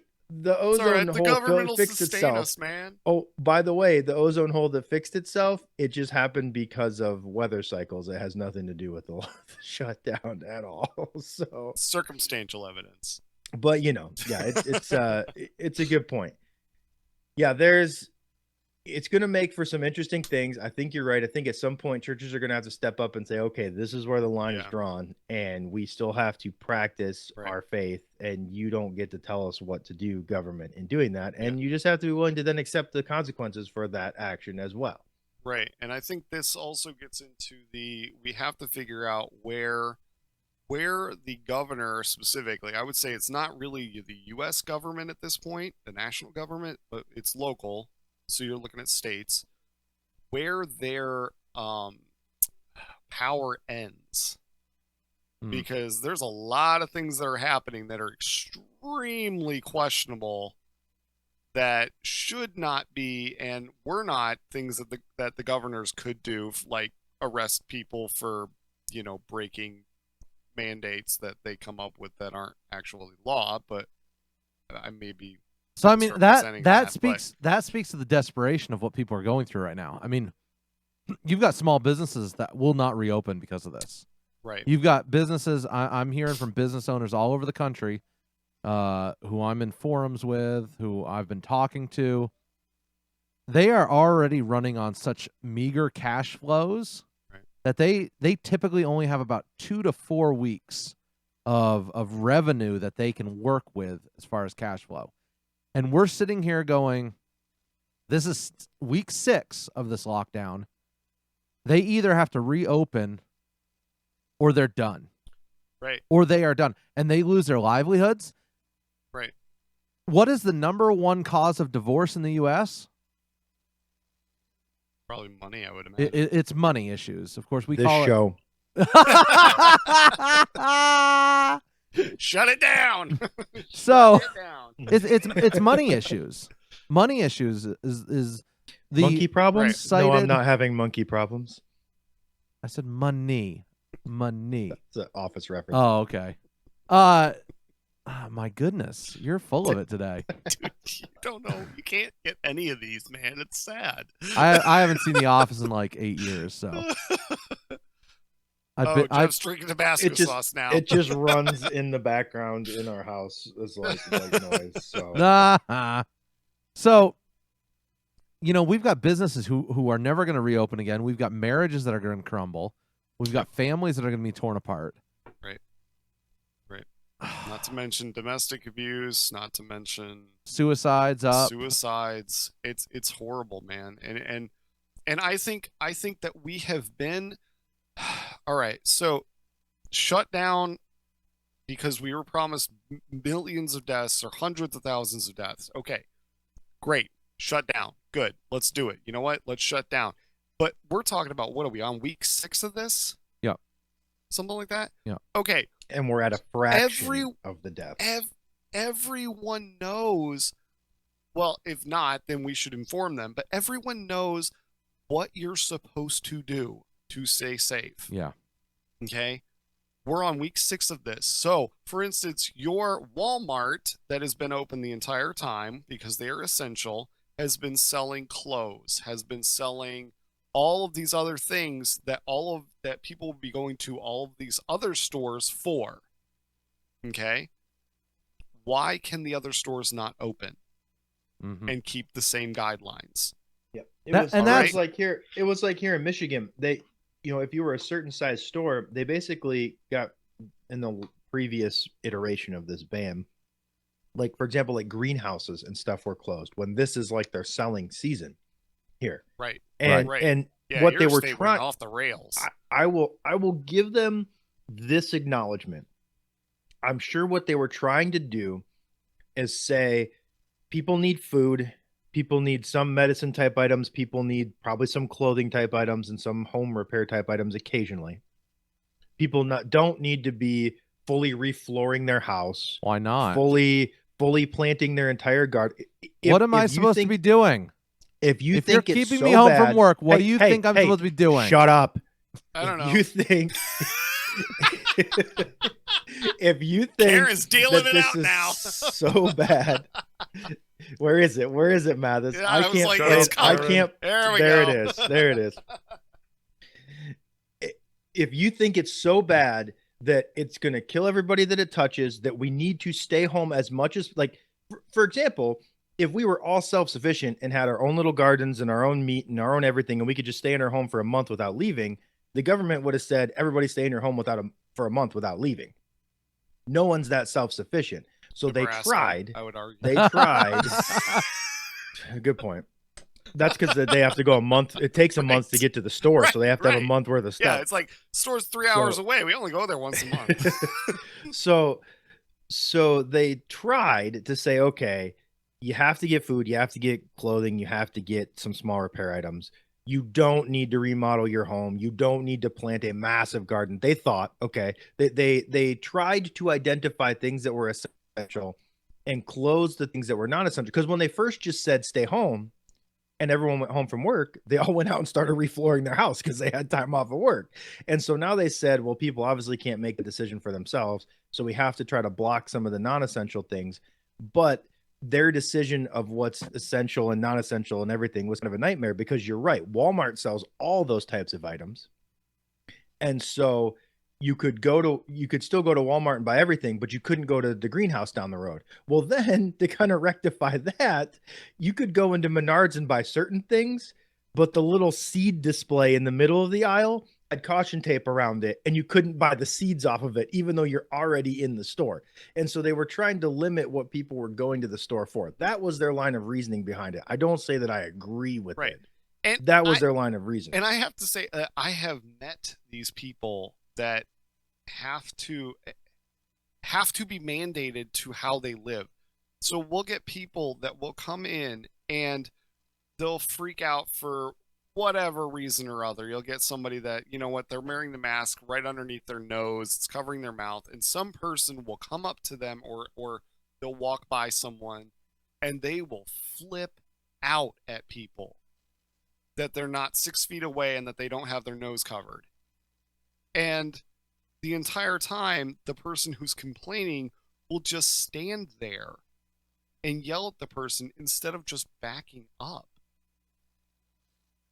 It's not all up to everybody else to keep you safe. At some point, you have to do something yourself.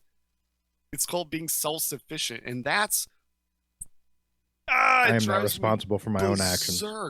It drives me berserk because you'll have people that will come into stores and they'll freak out at people. I've seen people freak out at store associates because they came up and they asked them if they needed help with something. If you're that worried, stay home. You don't have to come out. Nobody's forcing you to come out of your house and come to a store. Just stay home. True, especially with like curbside pickup things and everything else, these days. You don't have to be in the physical store. Right. So Jeff, I mentioned earlier, unreasonable times, unreasonable things happen. You're a Michiganer. Talk to me about Michigan right now. Yeah, what's happening? So in what happened in Michigan? You realize we're still in the second segment. I know we are. I'm watching over an hour go past on this segment. Why don't we shut it off and bring it back, or do you just want to keep going? Let's keep going. Let's finish this up and not talk about Corona ever again. I don't know that that's going to happen. We were also going somewhere with that previous thing, and I think we got derailed again. I got some breakfast here, and it. I know. You ate on camera. I ate on camera. It's all good. I didn't. I just drank on camera, but didn't sound good at all. All right, Tombstone at thefrontporchshow.com. So tell Ozzy likes the fruity drinks. Yeah. So. tell me about Michigan. Because things happened. Describe what happened and explain what happened. I honestly don't know much because while everyone else was protesting, I was home getting stuff done. So one thing I think that most national news media are getting wrong and freaking out about is that, or maybe not getting wrong, but misinterpreting. So there was a big protest at the Capitol yesterday, protesting the extension of this shutdown. The previous one was the one where they stayed in their cars and they kind of did the gridlock. Since May 1st, April 30th was the original end of the social distancing stuff, and then it got extended to May 15th, though, but people still went through with the protest. There was like an in-person protest planned on April 30th to kind of prevent extension. I don't know lots. I keep seeing the same picture of like same three guys. I was going to say that's all I keep seeing too. But some people open carried firearms to the protest. Well, Michigan is a state where the open carry of firearms is protected.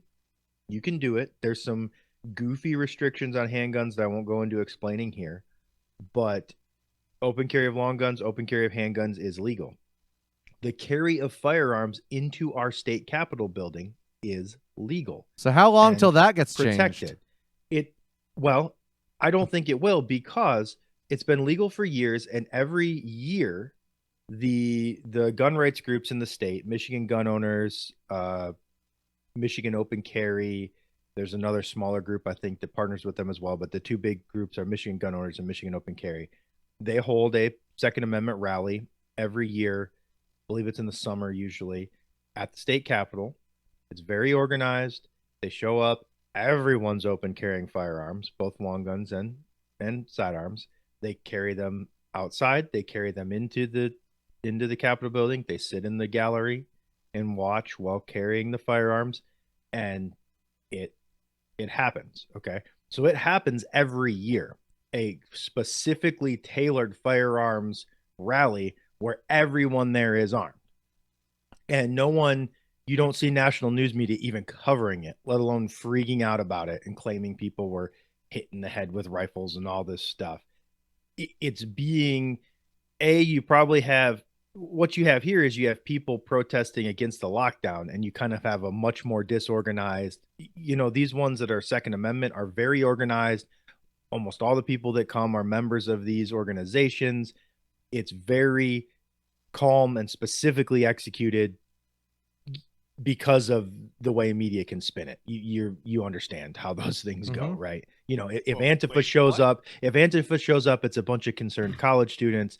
If middle-aged men with solid jobs show up carrying a firearm, they're terrorist Nazis. So it's very carefully executed when it's these pro-firearm groups.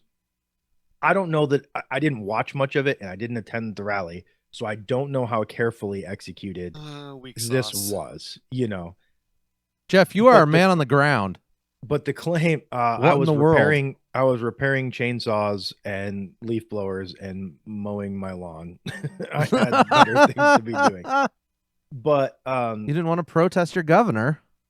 So all these people tweeting like, "Oh my goodness, there's men in here with guns." Like I saw the one person that said, she tweeted like, some of my colleagues that own body armor, bulletproof vests are wearing them today. I've never been so thankful for our sergeant at arms. I feel so threatened. And then they ended up like not doing much business. They just shut down the legislature. They all left early for the day. They didn't do much business. Well, it was a Friday, so yeah. But I mean, the articles make it sound like they bailed a little bit.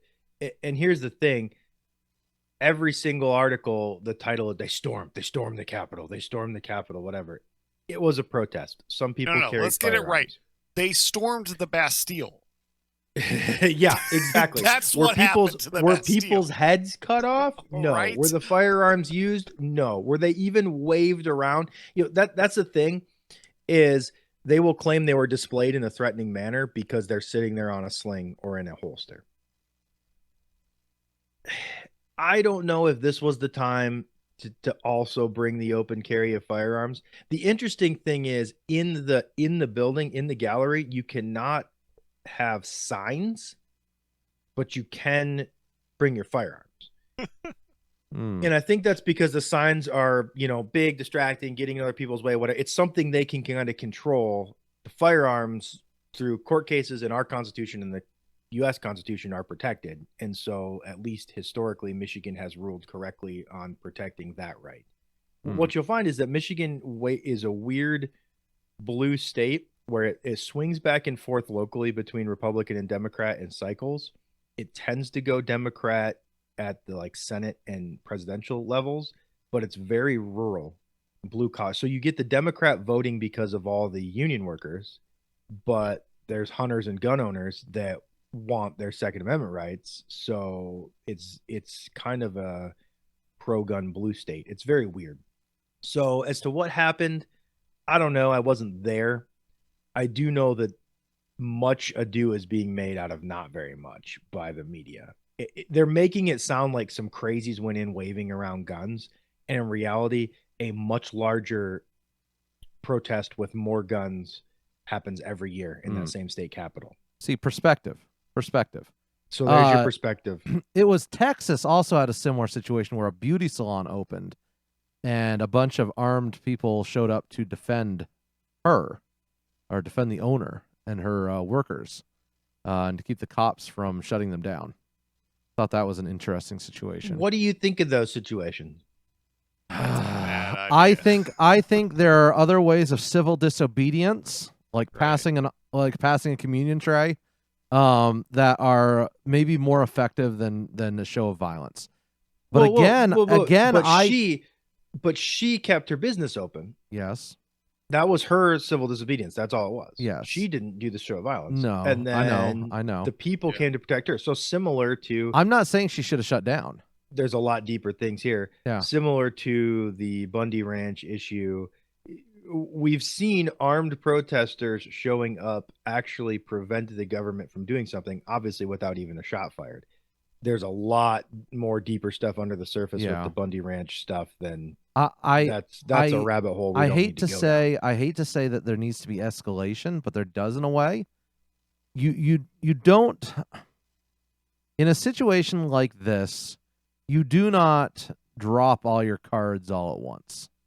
You don't show your hand all at once. Well, correct. And just like I'm not going to immediately if I hear someone if I hear someone drive down my lane, I'm not immediately going out with an AR-15. No, just a shotgun. Just a shot. No. Just an AK-47. I will go out there, but I'm not going to be locked and loaded, ready to, with my family in the windows with machine guns. Last time I showed up at your house, that's how you greeted me. Yeah, right? And so the idea being meet force with force. Well, you need to evaluate the situation, not escalate. Look at the pattern laid out in the Declaration of Independence. Right. A long chain of offenses and usurpations. Yes. We tried this. We sent letters. We made pleas. We tried to go through the Congress. We tried to do this. We tried to do that. And then, even then, first shots were fired when the troops were sent to confiscate things from the colonists, right? I.e., the powder stores. And so Concord, I don't necessarily think we've gone through that. I don't think we've exhausted all of our non-violent options yet. And I am a guy. I've told you guys this in private chat. I view myself as more of the guy from The Patriot, the father who I see people on both sides squirmishing and not liking skirmishing is skirmishing where you fight but you don't like I was you're is that like when two people are like slapping each other with their hands with their face turned back? That's skirmishing. Is that skirmishing? Yes. Skirmishing. Okay. I see both sides skirmishing, and I just don't want anything to do with it. It scares the fire out of me to see what's going to happen in our country in the next 50 years. And I have this bad feeling that it is going to end in some sort of you messed that clash. Up. Messed it up. You're supposed to say I have a bad feeling about this. I have a bad feeling about this. And in every episode. I'm slightly terrified about what that looks like. I'm saddened for our country because I know what we were founded upon and what we're not following based upon what we were founded upon. And it makes me sad. And I don't know how to describe it any differently. But I think that there are a lot. I do not want violence. We need to solve this without violence, whether that means splitting up the country into 6 different countries. I know. I'm talking about it again. Have I ever talked about this on the air? I don't think I have. I don't think so. You haven't gotten this insane on the air. No, I know. And seems how we're in a special episode where we're only 2 segments, 2 hours in. I know. If you want to go on with your rants, I'm keeping on going, Jeff. So, look, guys, we have this. We're this amazing country. We are an amazing country. We were 50 states that were brought together under a union that was supposed to be protecting us from foreign enemies, that was supposed to be facilitating trade with our allies. And in my humble opinion, the federal government has failed. They have failed us. They tax us, they take our money, and they run with it. They defend us sometimes. They facilitate what trade benefits them. It's not about the citizenry anymore. Our listener count is dropping. It may be, and that's okay.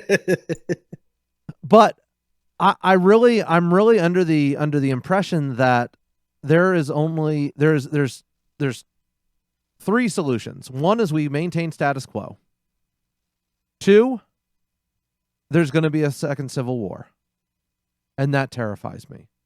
The third, I think, is the most peaceful option, and that is we divide the country into like 6 different countries based on regions and based on the cultures they're in. I mean, quite frankly, that's what the states are supposed to be, though. But we lost that with the death of federalism. So what makes you think that breaking into larger states is going to achieve that federalism? So, because the federal government's never going to concede its power. Well, right, and exactly, and so basically, what I'm saying is the abolishment of the federal government that we see and we know, and now he's marked. I know those rods of God, man. Ozzy's crap. I'm out. The external doors on the satellite are open. No, so I'm saying targeting system is inactive. If this theoretical and hypothetical mind game that I'm playing were to work, the federal government would have to be abolished, and there would be 6 or 7 or 8, whatever, individual countries who are on their own, which would then band together in the North American Union, and well, it could be much like NATO, or it could be much like the European Union. No, Brexit. No. And so, look, guys, I'm just some crazy dude behind a microphone, Absolutely. I am exactly. I've thought this through. I think those three options are the three options we've got. Status quo just means postponing the inevitable. Yeah, to say, I don't think you believe status quo is an option because you're claiming it's not an option. I don't see it as being a viable option. I think that's the option that we're gonna choose as a culture and as a people. But I don't think it's a good option. Because people long accustomed to forms of government would rather endure abuses than change the forms they're accustomed to. Now, this is where, if people cared enough, some sort of Article 5 convention to drastically wrest power back in the direction of the states would be the constitutional option. Possible? A convention? A convention? Yeah, realistically.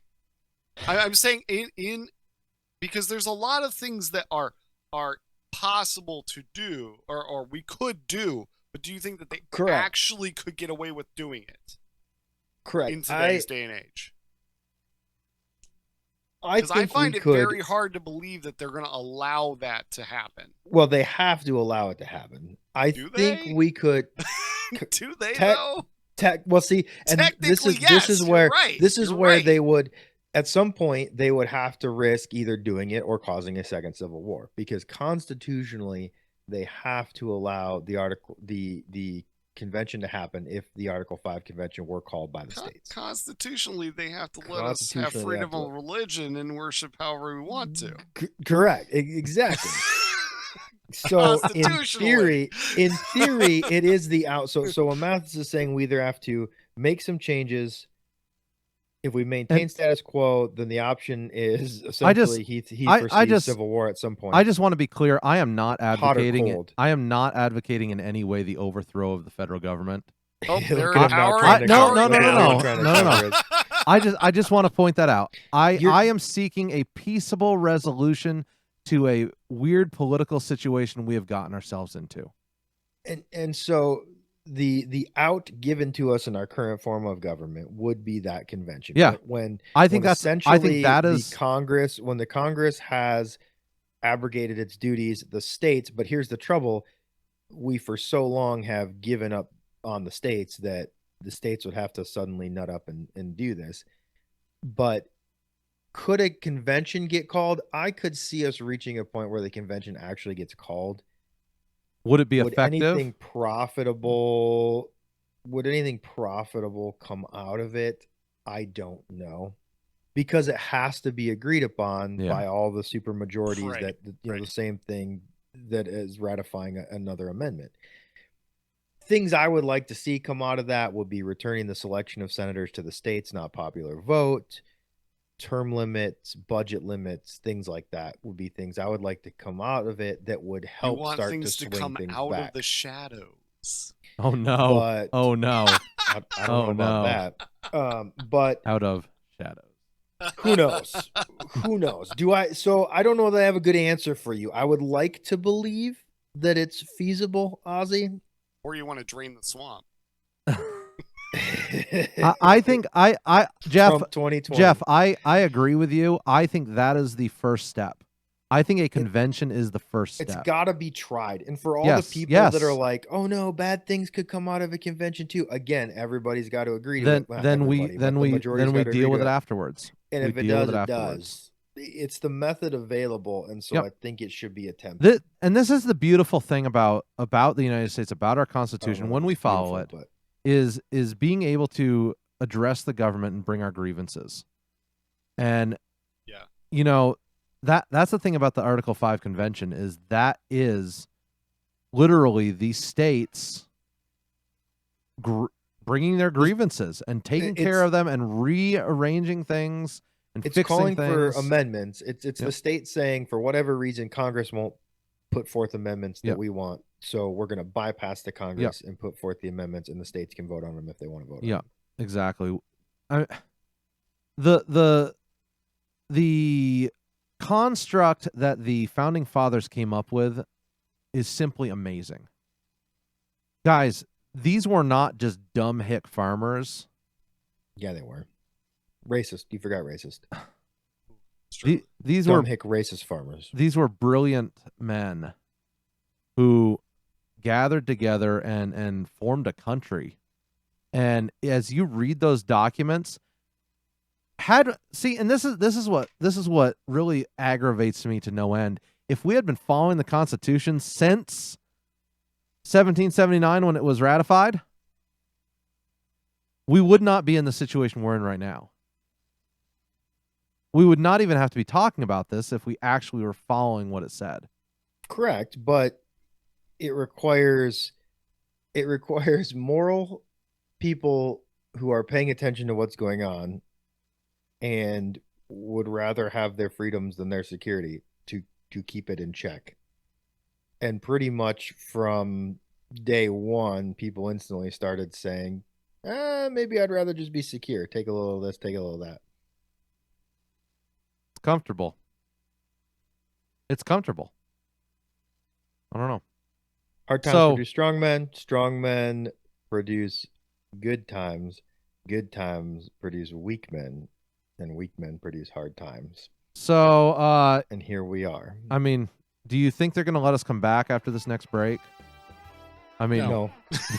They might arrest us. If you look up and see what looks like a meteor coming through the atmosphere, it's a large tungsten rod. I mean, folks of Lincoln, Nebraska, or Norfolk, you have no idea. Or Omaha. This is good. This is really good. I'm hitting all the city centers. Well, the good thing, because I'm not there.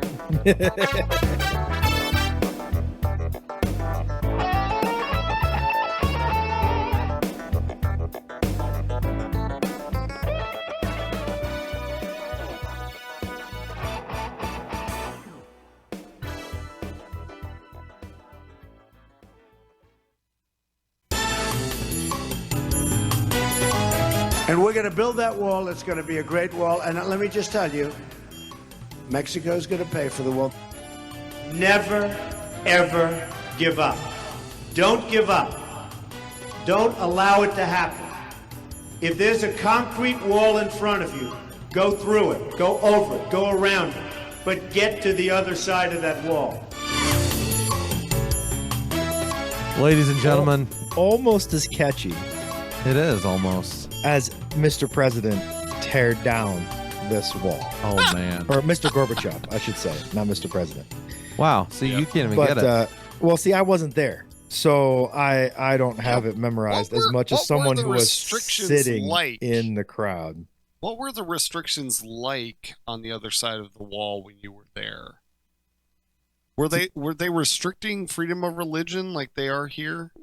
Oh my goodness, Ozzy. Were you watching in person or were you watching on TV when that speech was made? Were you walking on the wall? Did you graffiti the wall? Moving on to trivia. You see how I got it in this show too? I know. It's every show you misinterpret one thing I say, and all of a sudden it turns into a bit, and it's glorious. With walls, I love it. I think it's awesome. In your psyche, because from your childhood you heard that speech. You should tear it down. Then we wouldn't be going through this. Or build it up, and then we would go through it and around it and over it. All right, what are we doing? We doing trivia? It's trivia, guys. We are going to flex your mental knowledge. Okay, I'm good. Woo! Well, I'm just had an aneurysm. Ozzy's out. Ozzy's out. Gentlemen, by default, who won last time? JB. We had Jay Eldred on and he beat Tombstone. Awesome prize that he received. He did. If you haven't seen it, check out our Facebook page, and maybe did you put that on the website too, or just a Facebook I page? think it's on the Facebook page. Yep, he was overjoyed to receive his prize for beating Tombstone trivia. I do need to complain about the Postal Service. Who doesn't? The goods were damaged. They were damaged. The roll was squished. The roll of toilet paper that we sent him was squished.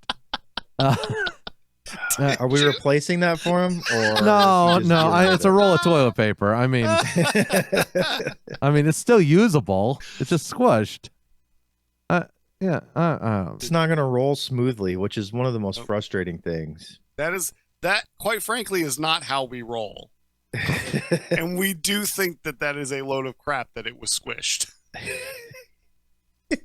Thank you, gentlemen.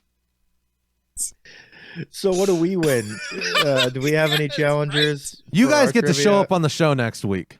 I'm gonna lose. I'm gonna throw this one. How about whoever loses has to show up to the show with Tombstone next week? Yeah, Tombstone was here for 10 seconds before the show started this week. So from what I understand, Tombstone is in a business that there's businesses reopening, and so he's being called in. He's offering support. Yeah, support to those businesses. Support to certain businesses, if you will. So he was called away literally last second this morning. We were about to hit the go button, and he's like, "I gotta go. I'm getting phone calls." North Korea called, and they were like, "We need that haircut." Does he? Which, by the way, speaking of random trivia, Kim Jong-un is back. Is he? He is. Is he though? I don't know. He made an appearance at a factory this past week. I saw the same manufacturer label on there as Ruth Bader Ginsburg. Wow. I think it said Delos manufacturing there. So. Wow. Oh, all right, guys. All right. Who's going first this week? Paper, rock, scissors? No. To see who's. Well, why not? First of all, it's rock, paper, scissors.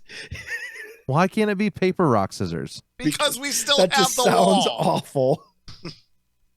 So we're not using that. Right to our ear. Right. Why don't we just choose that Jeff goes first? Okay, Jeff goes first. So remember, we are playing the Trivial Pursuit Genus 2 edition from 1984. Still. Yes. It hasn't changed. What else are we gonna play? That's the fun of it. It's just This is about the only thing left from the 80s that didn't crumble to the ground. Like the Aaron wall. touching it. Like the wall. So the only thing that Aaron was directly involved in that hasn't come crumbling down from the 80s. Oh, I mean, I was gonna say my life, but that never mind. No, that's crumbling down, dude. No, that'll be next week. All right. So you have 6 different options here, Jeff. You have geography, you have entertainment, you have history, you have arts and leisure, or arts and literature, excuse me. You have science and nature, and you have sports and leisure. Which would you like? Let's go history. All right. So the history question is Berlin Wall. No. And that'd be what is the Berlin Wall? So if he gets the steal, that's his answer. What 2 luxury liners ferried 1.5 million American and Canadian troops across the Atlantic in World War II? Do do do do do do do do. The Lusitania and the Britannica. Is that your final answer? Sure. You're incorrect. Ozzy, your chance to steal. The Britannica and the Elizabeth I. So the Nina, the Pinta, and the Santa Maria. You're half right, Ozzy. It was the Queen Elizabeth. Oh, the QE one. Yep, and it was also the Queen Mary. Queen Mary. Yeah, I did not. Yeah, my other guess was Lusitania. It's funny because I read the answers to this, but I don't remember the Lusitania actually being a troop ship, though. I think that was that was not. It was a just troop a ship. sunk. It right. was, and actually it was a World freighter, War was it I, not? which is what I thought. No, it was a passenger liner. Oh, was it? It was passenger? It was a passenger liner that was sunk by a U-boat. That's right. That's right. It was World War I though, which is what I was pretty sure, but I kind of it was sunk in 1915. Oh, yeah, interesting. Yeah. 3 years after the Titanic went down. Torpedoed by U-20, but not the Titanic, the Lusitania. Yeah, well, it was like, we don't know. We don't know. Torpedoed by an iceberg. Yeah, I was pretty sure I was wrong era with the Lusitania, but it was the only name that was coming to mind. Yeah, that's okay. That's sad because I'm a big World War II history buff. Sometimes you're wrong. I should have known that was World War Ozzy. Ozzy. Let's go with arts. Ozzy chooses arts and literature. Or arts and leisure. Well, either way. I prefer arts and leisure, to be honest with you. Is the biblical land of Nod east or west of Eden? Oh my gosh. I think I know. Hold on. Well, there's two options, Jeff. So 50% right. So you're saying I don't get no, to steal? you do get to steal. Can I like secretly tell you my answer so that you know that I knew it before he got it wrong? Just like text it to me or something. If I can get it right, it's west. Before you, let me text you, Mathis, what I think it is. Okay, we're waiting. It takes a second. If my my directional is right, it should be west. You're saying west. Yes, I'm saying west. Just go with west. That is incorrect. Jeff is correct. He says east. And I said east before. He did say east before you said west. Yes, he did. Dang it. He did. So that is 2 points currently in Jeff's column. What? Jeff, why is it 2 points? Well, you stole. No, but I didn't get my question right. Oh, so I thought you got your question right. You only have 1 point. Yes, sorry. I got my question right. What are you talking about? No, you got it wrong. What question would you like next, Jeff? Sports and leisure. We're going sports and leisure. How many hours did Milwaukee's Rabbi Barry Silberg skip rope to jump 43,743 jumps? It was a rabbi? How many hours? I would say if you're within like 2 hours of it or an hour of it. How many jumps was it? 43,750? Yeah. So do some quick math here, Jeff. How many jumps do you think you can do per hour? I'm going to say 12 hours. All right. Ozzy? Because Jeff's totally wrong. Ozzy is doing some quick math here. I see the smoke pouring out of his ears. Mm-hmm. He's flexing those mental muscles. Blood is starting to drip out of his nose. He's thinking so hard. I would say 16 hours.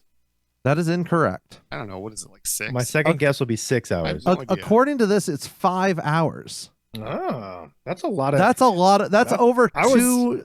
That's over 2 jumps per second. I was doing 1 jump per second. I was calculating. That's how I came up with 12. Yeah. How do you do 2 jumps per second? That's insane. Yeah, because I figured like you'd start out fast, but you'd slow down, so you needed that steady pace. So that's what I thought too. That's exactly what I was going one. Apparently, the rabbi's a beast. His calves, like his calves, I know, as big as my thighs. I know. Good grief. Ozzy, which question would you like? Let's go with, I don't know what's left. We have science and nature, we have entertainment, and we have geography. Entertainment. Entertainment. What amazing performer is lesser known as George Kresge Jr.? It's George Kresge What amazing Jr. performer is lesser known as George? That's what I was expecting. I was like, the man in the yellow hat. Curious George. Jr. George Kresge Jr. Kresge Jr. I'm gonna go with Old Blue Eyes. Okay, that is very, very incorrect. Jeff, that seems to be the correct answer every single time that I can't get it. Jeff, would you like to steal? Sinatra. The question was, I would love to steal, but I don't have a clue. So I'll say Louis Armstrong. No. I know it's not that. This is the amazing, I don't know who it is at all. The amazing Kreskin. What? The amazing Kreskin. Who's that? Duh. All right. Here's an interesting fact that has nothing to do with this question, but the previous question. All right. What do you think the world planking record is? Oh, the guy just got it a couple weeks ago. Like 24 hours or something? The guy was a SEAL. It wasn't it 18 hours? No. I thought it was 18. Longer than that, I think. I saw this come up a little bit ago. It was crazy. I just want to know how he peed. Like during the event. Probably. I mean, probably the same way he does not during the event. I mean, I would imagine that his anatomy didn't really just change. Maybe he had a catheter. That's the disturbing part. All right. So how long was it? It was 8 hours, 15 minutes, and 15 seconds. Now, here's the next question. How old was the man? Oh, it was only 8 hours. That's right. But he was super old. 68, right? 62 years old. Yeah, that's right. I can plank for 8 seconds too. 62 years 8 seconds. Wow. Oh, anyway, there you go. I could lay on one of those exercise balls for 8 hours. Right? Oh, world record. World record. World record. Jeff sitting on a yoga ball. Everywhere. Jeff, you have 2 more questions. You have the option of 2 more questions. Wait, he gets 2 more questions? No. Geography. Yes, you lose. Wait a minute. What? Geography and science and nature. Which one would you like? Geography. We go geography. Terrible choice. West. What California city is in the 11th Naval District?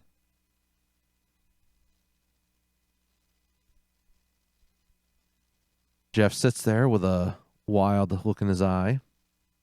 San Francisco. That is incorrect.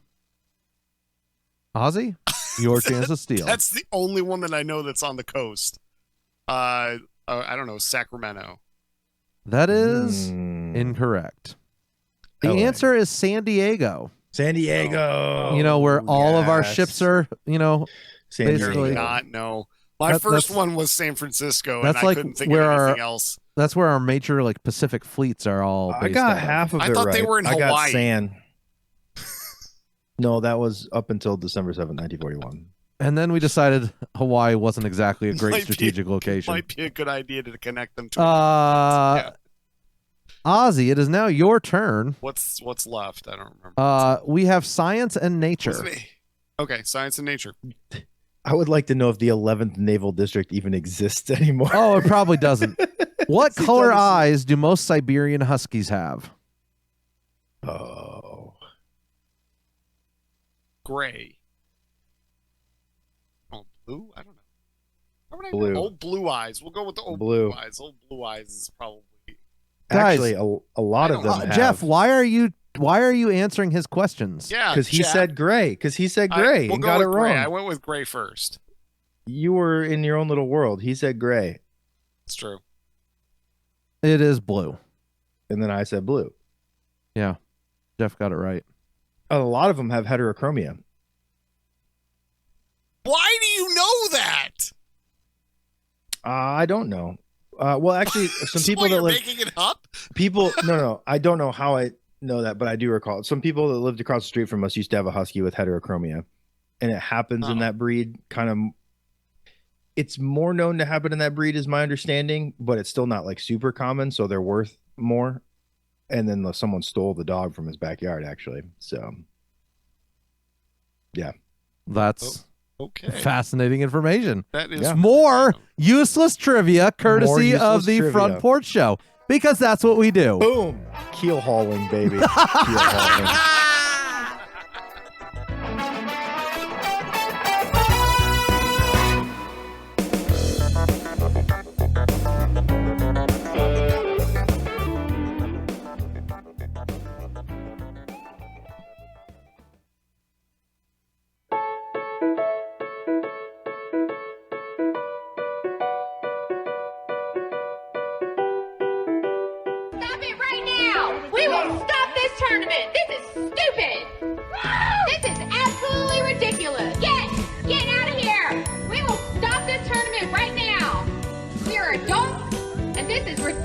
It is a cornhole tournament fundraiser. Cut the crap. Jeff, fundraiser. How many times has Harrison Ford been in plane accidents? Well, accidents? I think it was twice. Incursions, or but then he's had so in recent history, I think even since we started the show, because I think we covered this early on in the show, he had the landing on the taxiway. We covered that. Yeah, I remember that. And when we covered that, we referenced back to sometime shortly before that he had where he crashed on the golf course. That's right. But that was just mechanical issues, and he brought it in for a landing. That was the place he had to land. So I don't know that was through any fault of his own, and he made a decent emergency landing out of it. The taxiway landing, I mean, at big airports, the taxiways can be wide. I don't understand. No comment on that. No comment. I don't understand that one.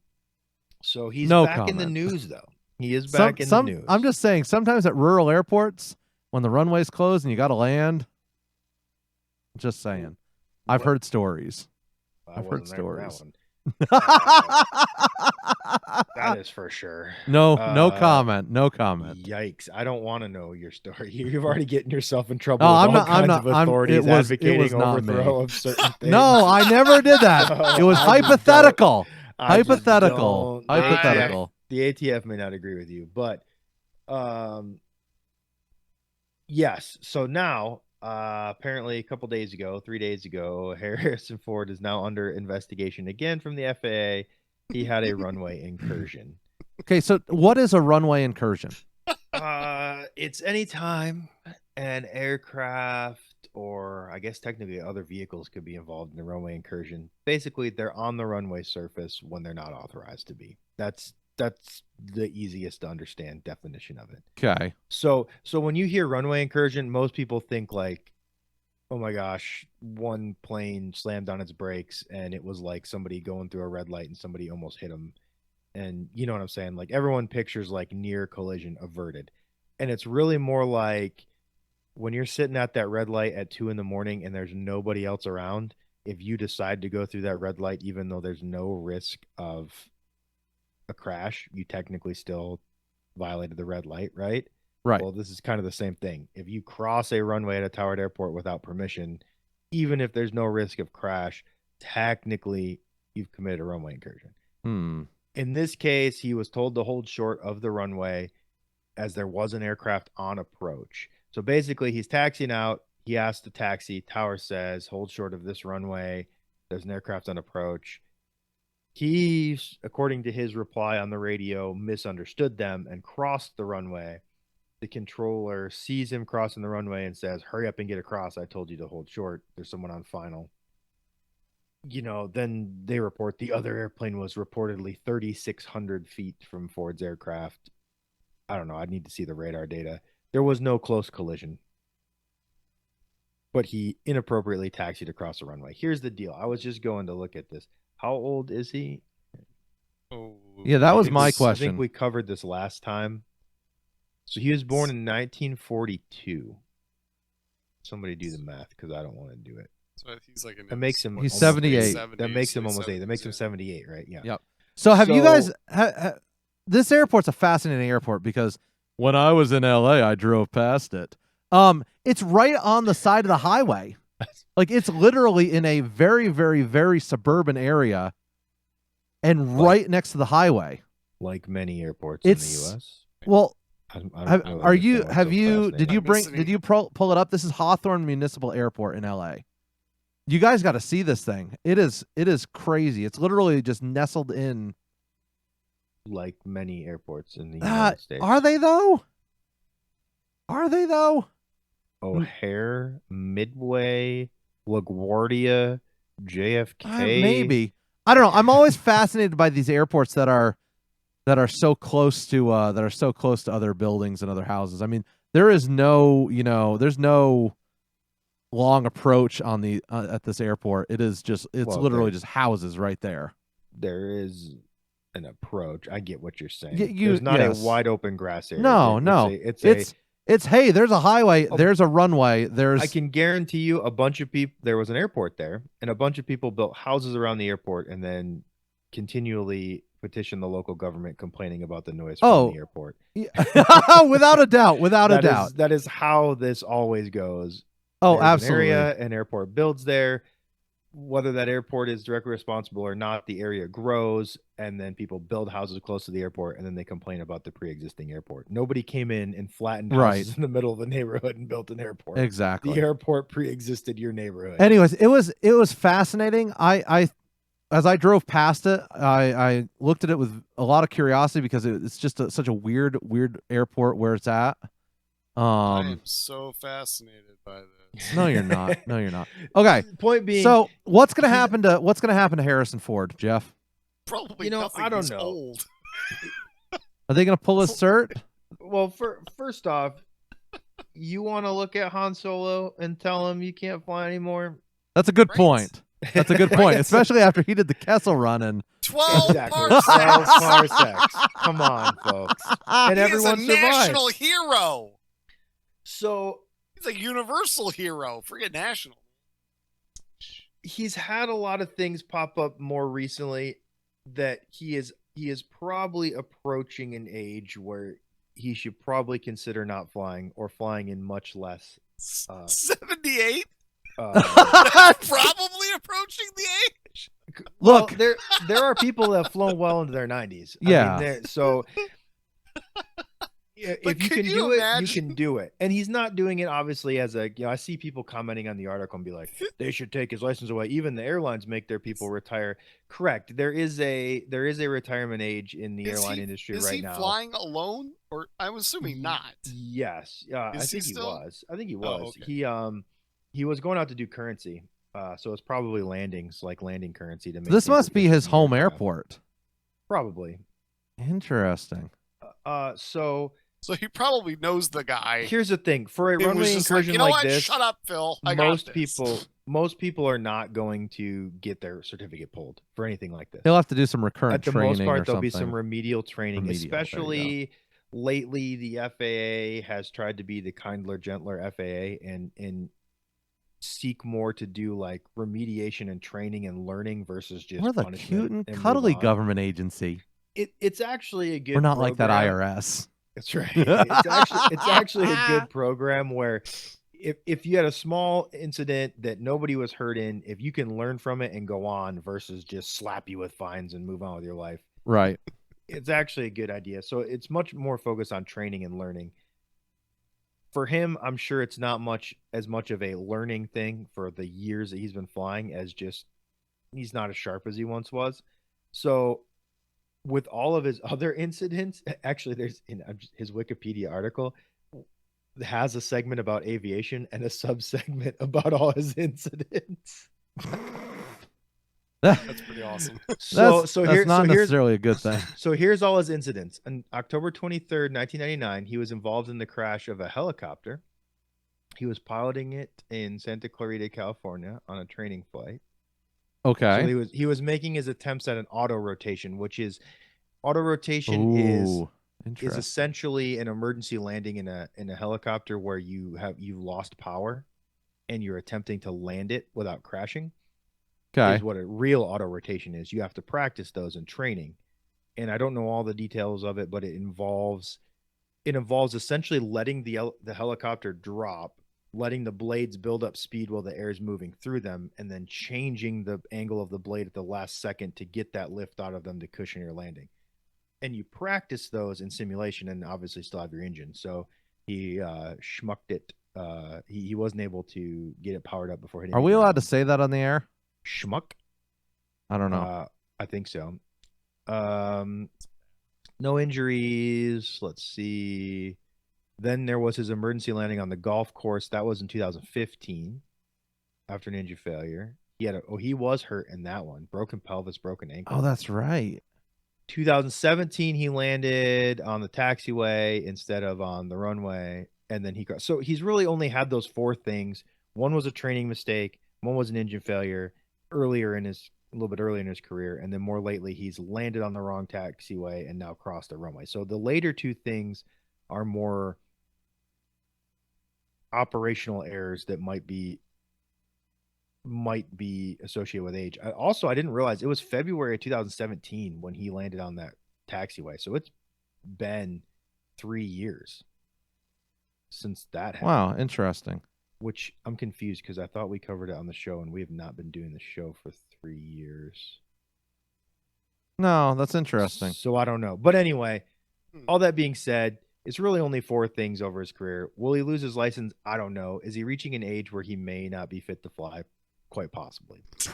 Quite possibly. Guys, Good Morning America had a very interesting situation arise. This week they did when they were bouncing to a reporter who was at home, who happened to be doing exactly what we're doing the show without any pants.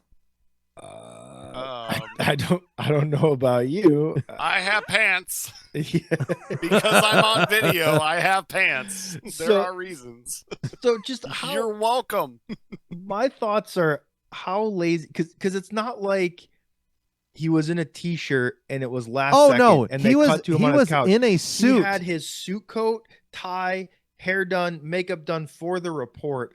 How lazy can you be to just not throw the suit pants on too? Because you figure you're only going to be filmed from like the chest up.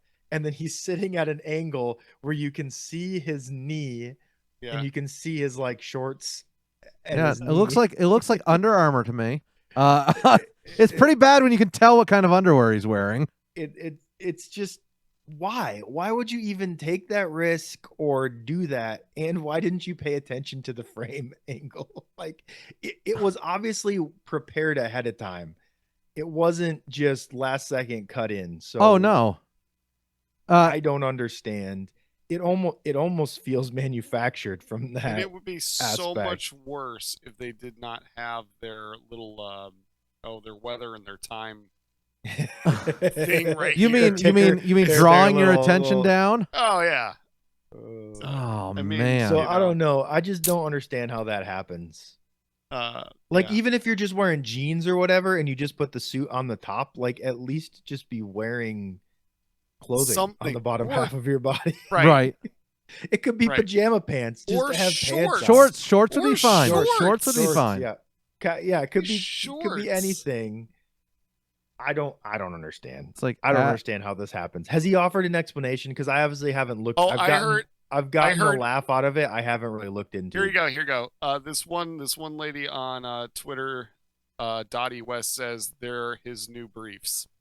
He's giving his new brief. Brief. He actually retweeted this. He retweeted the picture of himself. And said, "I have arrived." Asterisk in the most hilariously mortifying way possible. But has he offered an explanation of why he chose to operate in this manner? You know what? I know why. So this is Will Reeve. He's Christopher Reeve, Superman's son. This man. At least he stepped up from his father being naked in the first Superman movie. Anyways, now you lost where you were going. Don't look too much into that. Sorry. No, I'm not looking that up. This is probably the most exciting thing that he has done in like the past 6 weeks. Beyond the news. I bet you that pants. each day it didn't start out like this. I bet you each week he's become a little more daring and like, oh, you know what? I wore my full suit. I wore socks. But he left his shoes off the one day. And then he just progressively He's like, took how off little one can I piece. wear till they notice? He's or sitting he was there just in like just a tie. Or he has viewed every single interview to be on and is, you know what? You can't ever see my legs, like ever. Why am I even wearing it? You know what I mean? And he just and big mistake, man. For the same reason I'm wearing shorts right now. You guys don't see me except from the chest up, but I'm still wearing pants because I'm not weird. I don't know. I don't understand the risk of being on national television and not wearing pants. It's good thing we're not on national television. No, I'm might be I'm after wearing your shorts. comments Yeah, exactly. Hypothetical you and the terrorists smacking people in the head with their firearms at the Michigan hypothetical political banter. It wasn't even that. No. It was the same as when he was standing there chanting, "Tear down this wall." Yep, it's true. Oh my goodness, I'm out. We're out. We're done. It's over. We haven't even covered any good stuff. No. Like what? No. I mean, people kept talking. That's what. Ramadan meals versus restrictions on the Jewish people in New York. The 3%er tattoo. I know. All stuff we're gonna have to keep talking about next week, or we'll just have to do another episode or something. I don't know. Bleaching the beaches in Spain. Right. The Sunjo 11-inch electric hover mower. That was pretty cool. I saw that. I'm definitely posting a link to that. Missed that, didn't ya? We're gonna have to have another episode. www.thefrontporchshow.com. Check us out on iTunes, iHeartRadio, Spotify. Wherever you like to procure your online content, we are there. You can see us as much as you don't want to on youtube.com. Just search for The Front Porch Show.